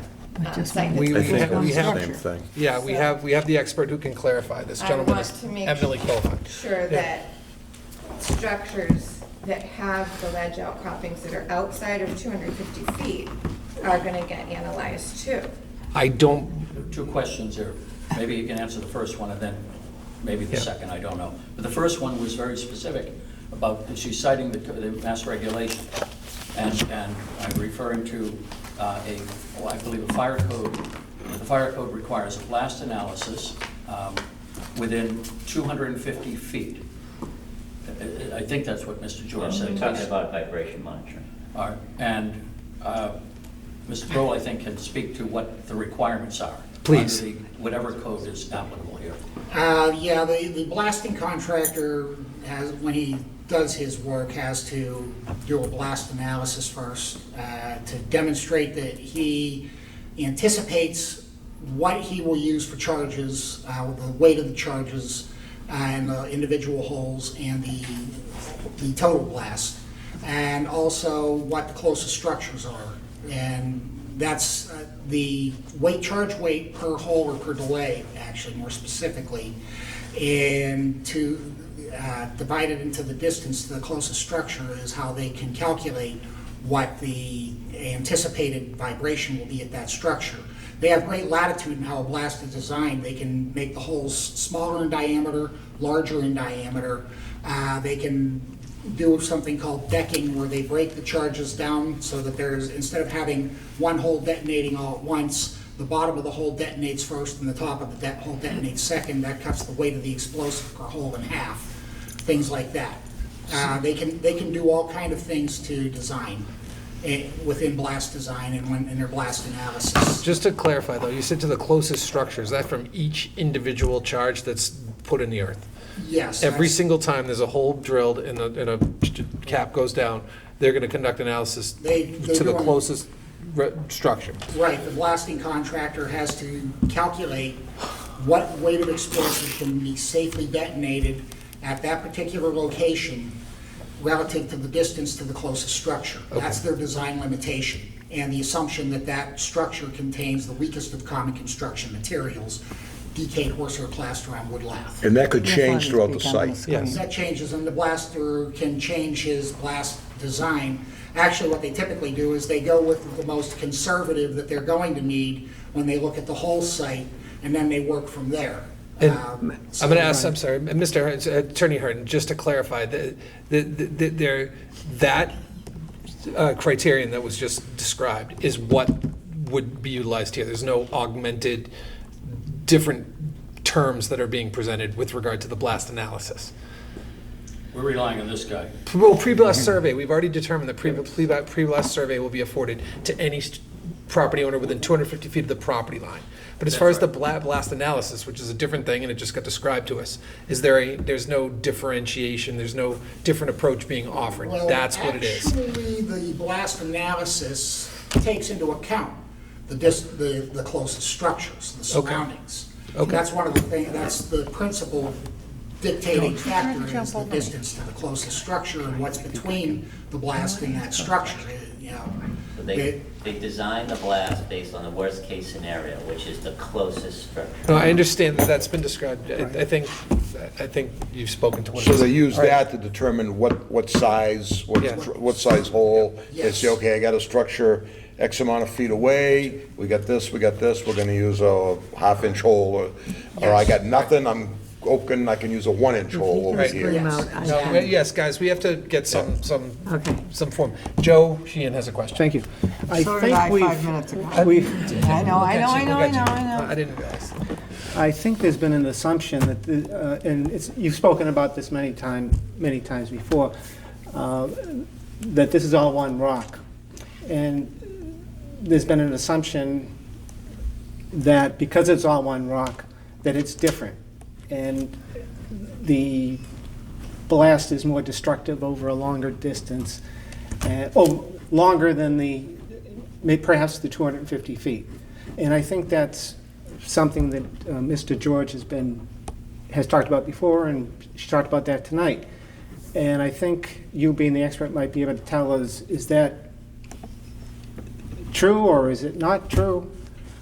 Well- Because it's all the same rock, is everyone around it more vulnerable? I think that's where she was coming from. So if you could answer that, I think that would settle a lot for us. Yeah. Yes, it is actually to your advantage to be built directly on rock. And the reason being is that the rock does not move back and forth in a large path when the energy passes through it. See, what vibration is kinetic energy passing through a medium. The medium responds by moving. And when it moves, it only moves so far because it's bonded to everything else in the medium, like rock.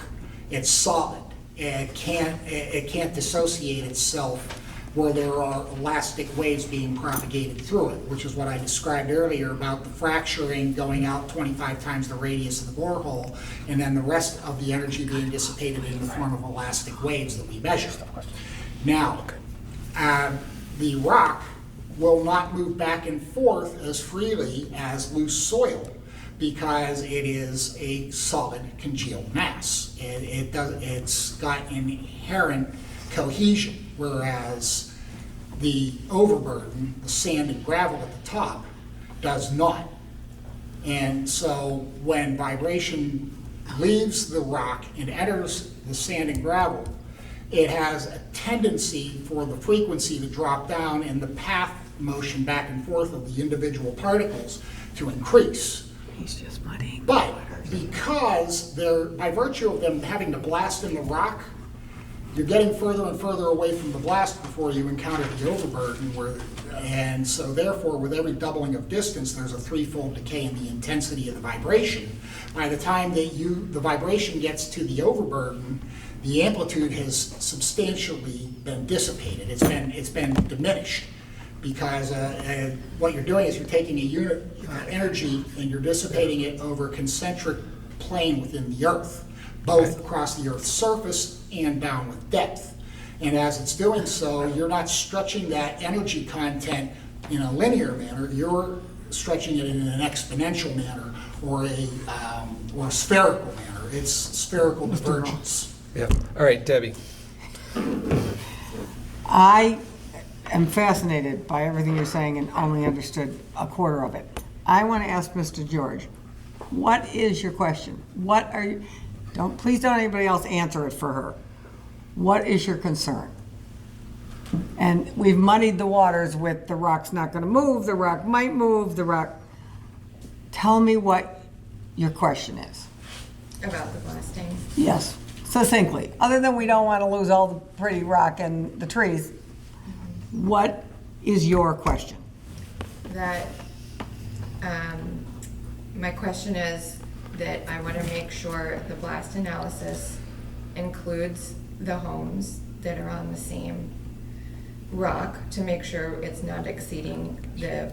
But you do realize that they only have to go so many feet, and they've already extended that so many feet. And the rock that, the nature of granite, again, I'm not an engineer, but I think this rock could go all the way to Providence.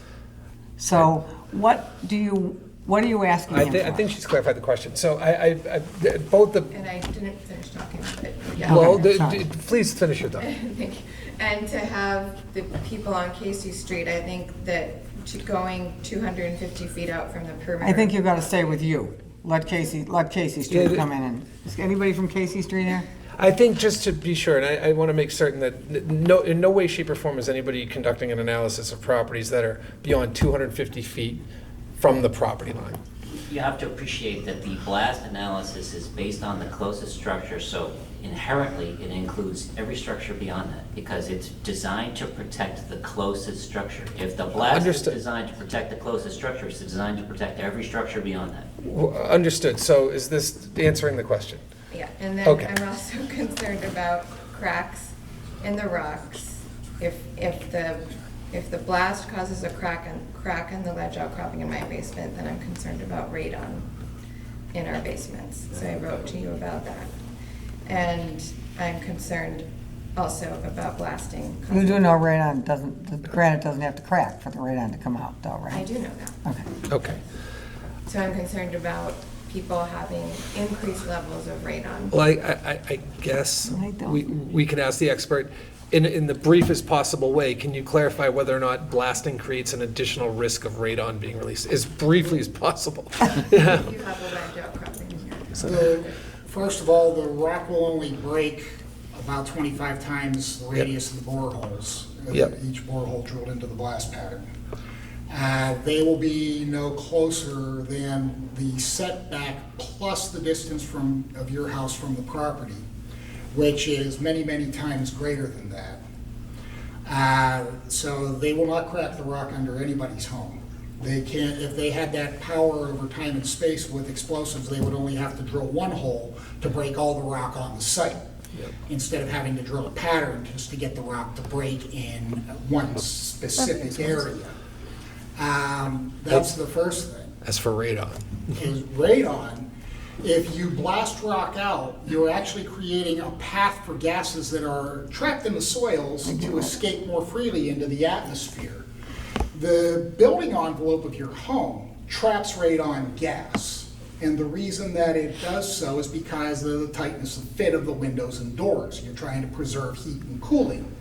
And as a result, when there's a natural shedding of gases from the rock and they're coming up everywhere, when they hit a building envelope, they stop because you're not allowing the air inside out too freely.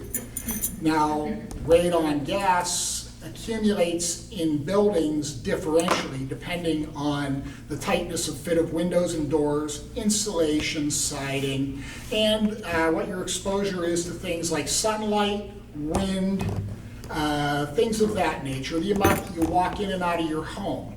all of those things affect the concentration of radon in the building envelope. Plus, the concentration of radon in a building envelope changes from floor to floor. So there's no effect. But does blasting have any, is there any correlation between blasting and radon? No. Okay. Sir? I don't have a question on the blasting, I have a question on this project. The last time I came to this meeting, Name and address, please. Andrew Laurie, I live at 63 Myrtle Street. Okay. The last time I came to this meeting, after the meeting, I talked to one of the selectmen. And the select person told me the only way that a town street can be taken away is by a town meeting. Can anyone on the planning board tell me when the town meeting approved to give these streets So the away? paper street issue is really not before the court, but Mr. Hearn, please. The paper streets are not town ways. They've never been accepted That's as not- town well, streets. I'm filing a complaint with the Attorney General's office, because they are. It's Chestnut Street and it's Howard Street. You don't name a street on private property that I know. Mr. So- Chairman, I can answer that. Sure. You do name streets on private property. We do it every day. They're shown on plans. The question is what rights there are in them. And I understand what Mr. Laurie is talking about, but the fact that this street that we propose to lay out will be named, will exist, and will not be a public way until sometime down the road when the town accepts it, if the town accepts it. There are streets all, I can tell you that there were streets in Westover that existed for 20 years as private ways and had names, and they were still not public ways as far as having been taken by the town, including the street I used to live on. And I lived on it when it was probably 20 years old. So the fact that it's named on a plan doesn't mean that it's a public way. The town has to vote to accept it as a public way, with the exception of certain ancient ways and certain old rules that do not apply to what we're talking about. Okay. The paper streets aren't taken, correct? What? Paper streets are not taken. Not taken. No, what's taken by the town. Right, and then we It's get. the streets that are actually built. Constructed and complete. And built nowadays. That's why we have the subdivision rules, so that the town takes the street that is appropriate in terms of construction. So, Yep. any other questions from, right, Ms. DeGeorge? Sorry, thank you. Name and address again? Yeah. Kathy DeGeorge, 11 Myrtle Street. I wanted to touch upon the air pollution.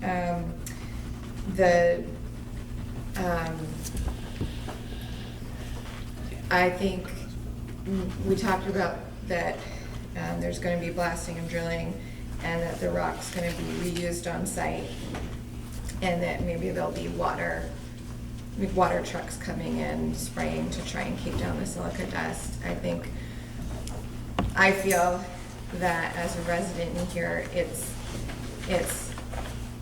turning our residents into the residential area where we live into an industrial work zone is concerning to me. And the measures that are taken when you're spraying water, no measures taken are ever gonna fully protect people from the dust. Correct? What's that? That, I agree, but Yeah. neither the hospital or the blacktop or the relining, we can't protect you. I just don't think we should be exposed in the first place, because there are things that can be done to really limit the scope of this project, to preserve the rock outcroppings and, use the 600-foot road, and it would be a very different scenario here. It would be a much smaller project, and we'd be exposed less. We would be exposed less. And our health and safety, you are required to consider, and I'm saying that although there are going to be safety measures taken when the rock is excavated and silica dust is generated, I don't want to be exposed, and I don't want my daughter exposed, and I don't want all my neighbors exposed to silica dust. Ernie? And then there's I want to make sure there's not going to be burning on site, burning of the slash and debris, so. Ernie, did you have? No, it's just a Yeah, comment, yeah. I'm listening to your concerns, and I hear your concerns about this, but I think what you said was that you don't want the neighbors to be exposed that this is gonna be a construction site or a work. It's gonna be. That's what it is. It's gonna be. They're gonna build houses if it's approved. I mean, you know, my personal thing, I had 17 houses built next to me 15 years ago. I have 1,000 feet I was on butter for 1,000 feet. And during the day, there were bulldozers and dump trucks and concrete trucks. And, you know, they did what they were required to do. They put the fencing up, the boundaries. But just, I mean, I don't want you under the illusion that it's gonna be, I mean, during the day, it's gonna be construction. That's what happens. I mean, then when they build houses, and so, but they do, what our job is, if we approve it, is to make sure that they take all the measures that they possibly can, you know, to control the dust and things like that. But if your concern is you don't want to hear dump trucks during the day, you're gonna hear them. If that was your point, I think at the beginning, that's where you went. Attorney Hill. If I could just jump in, I think what Kathy was trying to articulate was, you have regulations that actually mandate there be a balance between taking up all the ledge and the outcrops and working with the topography of the land. And that if you applied that regulation to this project, that would be a way to significantly minimize the amount of blasting that occurs on the site. That would then result in the silica dust and the blasting impacts and the vibrations to be felt. So I think our point, which, blame me if we haven't articulated this well over the last few months, is that you all should apply your regulations more strictly to this project than what the applicant is asking for. They need a lot of waivers. And they're basically asking you to say, look, this is our site, this is what we want to build. We realize it doesn't conform with your regs, but we want to build this project this way. And what we're saying is, there's another way to build a project on this site. It may be less lots. They may have to build the road around the ledge. Maybe they don't use the infiltration basin that's right on top of the ledge outcrop. Maybe they put the infiltration basin in a different area that doesn't require blasting. I guess our point is that you have regulations that you can use to really minimize the impacts on the neighborhood. Okay. Are there any other comments from the public? Anybody online? I haven't seen any raised hands. I just have one more comment. Is there going to be burning of slash on site? There'll be no burning. No. Okay. Attorney Hearn. I'd like to, if I could, summarize a couple of things here. We've been listening to Mr. Grohl, who gave a presentation, the likes of which I've not heard in a long time. And he used an awful lot of terminology that most of us don't understand. Yeah. And I wonder if I could ask him a couple of questions to try to put it in a perspective that is the lay people among us might understand better, and I include some of you with all due respect. Mr. Grohl, if I can ask you a couple of questions with non-scientific answers. I appreciate the science behind what you've said, even if I don't understand it. But have you got a sense or an opinion of what the likelihood is that people living around this site, if blasting occurs, the people living around the site are likely to have damage to their homes, whether it's windows, foundations, or china on the shelf? Highly unlikely. All right. And is the blasting industry controlled by the contractor or controlled by the contractor that Mr. Fitzgerald was building the houses, or is the blasting work controlled by somebody else? Blasting work is controlled by the state. All right. And the blasting contractors, are they licensed by the Commonwealth? Yes. And they report to the fire department? Yes. In your experience, how often do you see damage to neighboring buildings on construction sites such as this one we're talking about? Less than 0.1%.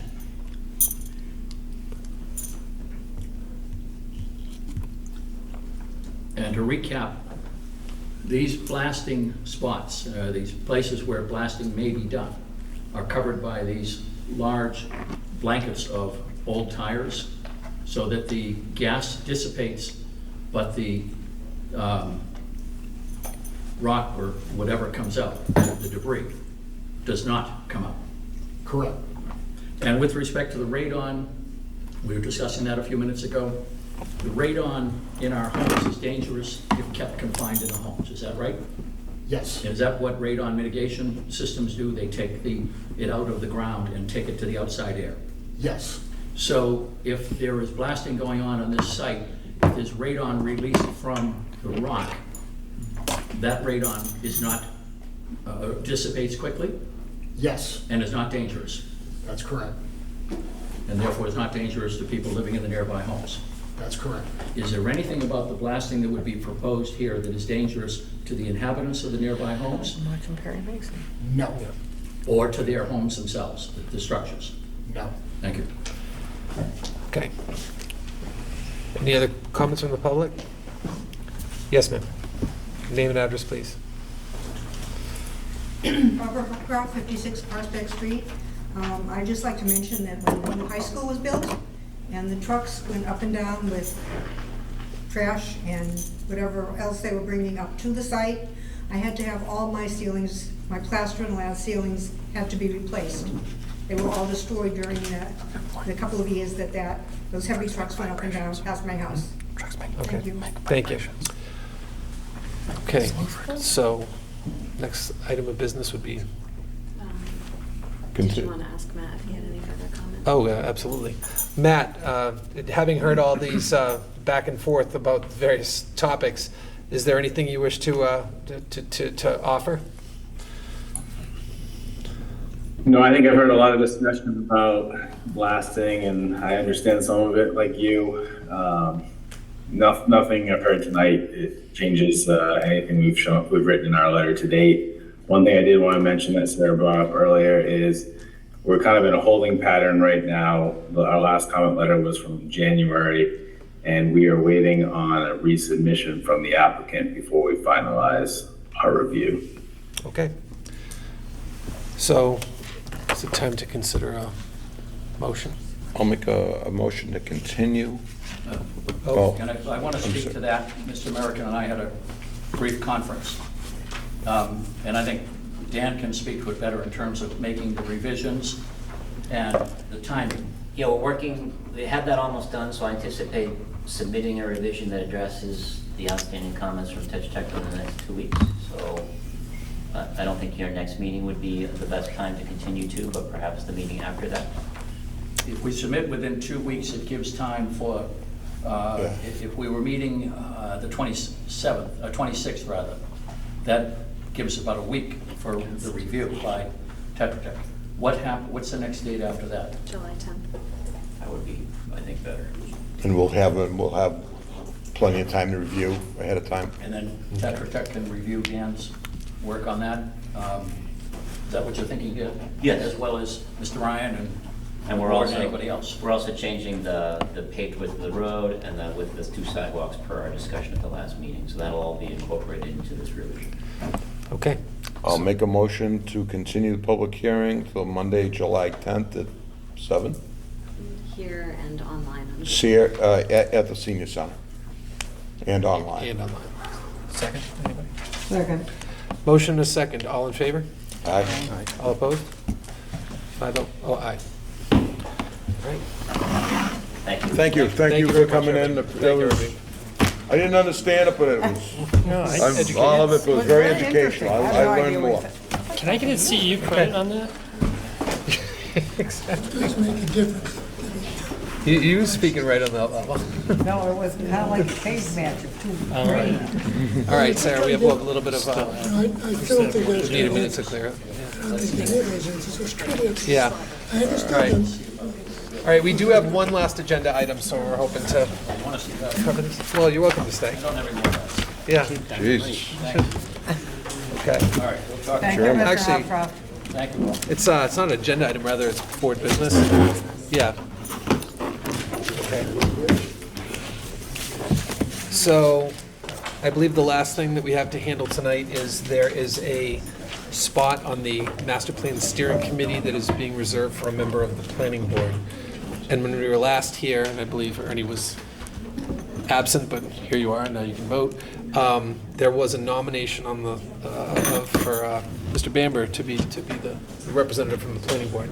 Are there any other nominations at this point? I understand that Derek has expressed an interest in serving, so I don't know if he needs to formally be nominated or rather just considered as a interested. I think that's within your discretion. Then I'd like to see a nomination if possible. I'll nominate. All right, so Derek Mason has also been nominated. So does anybody have any discussion or want to present I their? have a question. Sure. And I think they're both capable human beings. I think they both do a good job. I would like Rob, I'm nominating Rob and would like to pitch him for it because he's a seated all-the-time member. But having been an associate member for 10 years on another board, you never get to do anything. Can we have an associate, can we have two people on the, Well, there. no? No, but there are 6 at-large spots. So anybody who isn't nominated to serve as a representative of the board, folks who are still interested have the ability to apply for one of those resident. And that window is still open. Positions, it's still open. You Yep. okay with that? Sure. Yeah.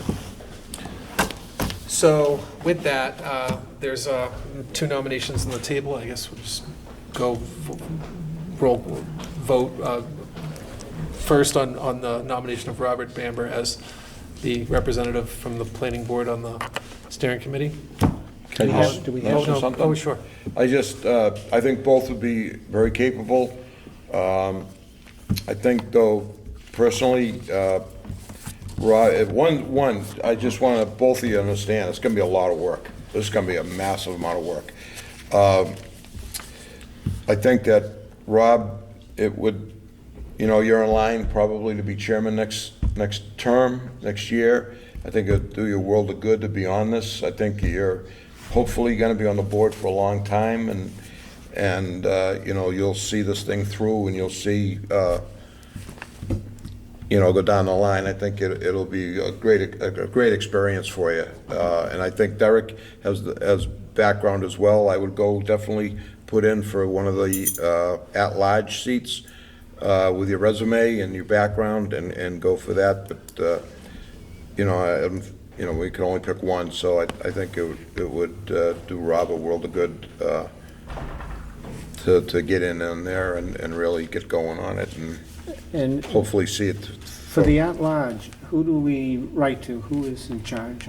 So you would send your resume or letter of interest to masterplan@norwoodma.gov. And for those who are watching, there was I think a reference to it in the last Norwood record, and it's got to be. And we've advertised the description and that email address on both our social media pages, and it's also on the homepage of our website. So it's the top announcement. I'm just curious, is there anything that we can do to push it along? That's a separate. Or There's a 3-person Support, yeah. board that will, I think, the chairman of the Board of Selectmen and the town moderator will Yeah. go over the For all those applications. select 6. So with that, I guess we'll take a vote on the first nomination, which would be that of Rob Bamber. All in favor of Rob taking the position as the designated member of the Sorry, planning board Derek, and the we're steering gonna committee? That's all right. Aye. All in favor? Aye. Aye. Aye. So carries, and Robert will be, Rob Bamber is the member. Derek, I very much encourage you to apply that. Yeah. No. I didn't know that there was a Yeah. at-large. It's going to be a lot of work. It is. Yeah. I think it's But going to be fun. I think it'd be interesting. Yeah. Following in your grandfather's footsteps, is that what you're implying, Ernie? His grandfather? His grandfather's. No, Billy would Associate be the. CPA for 10 Yeah, years. both as well. Yeah. What the hell we Give doing? me Resignation and 10 was years. for executive. that's where I was Okay. getting. All right, are we up? Wait a Still- minute, we have to I have a adjourn. quick, All right. since we have environmental lady here, can I make a pitch? This is the town's new assistant director of community development, Holly Yes. Jones. She's not environmental lady anymore? So you'll be joining us every, But we are in search of a new Enviro person. Okay. Wearing multiple hats. So in the spirit of Enviro, I'm just making a pitch because hopefully starting this coming Saturday up at the dump, we are going to have a swap shop where you can bring your, where's the TV camera? Where you can bring your stuff, leave it, and take more good stuff. So we're going to reduce and reuse There you I'm go. so before we thrilled. recycle. Congratulations. Just like Wellesley and Needham. Yes, only our stuff will be better. Excellent, Norwood stuff. Okay. Sarah, do you have anything for the? I do not. All right, swap shop? so is anybody inclined to make a motion to adjourn? I'll make a motion to adjourn. Second. Motion is second, all in favor? Aye. Aye. All opposed? None? I don't.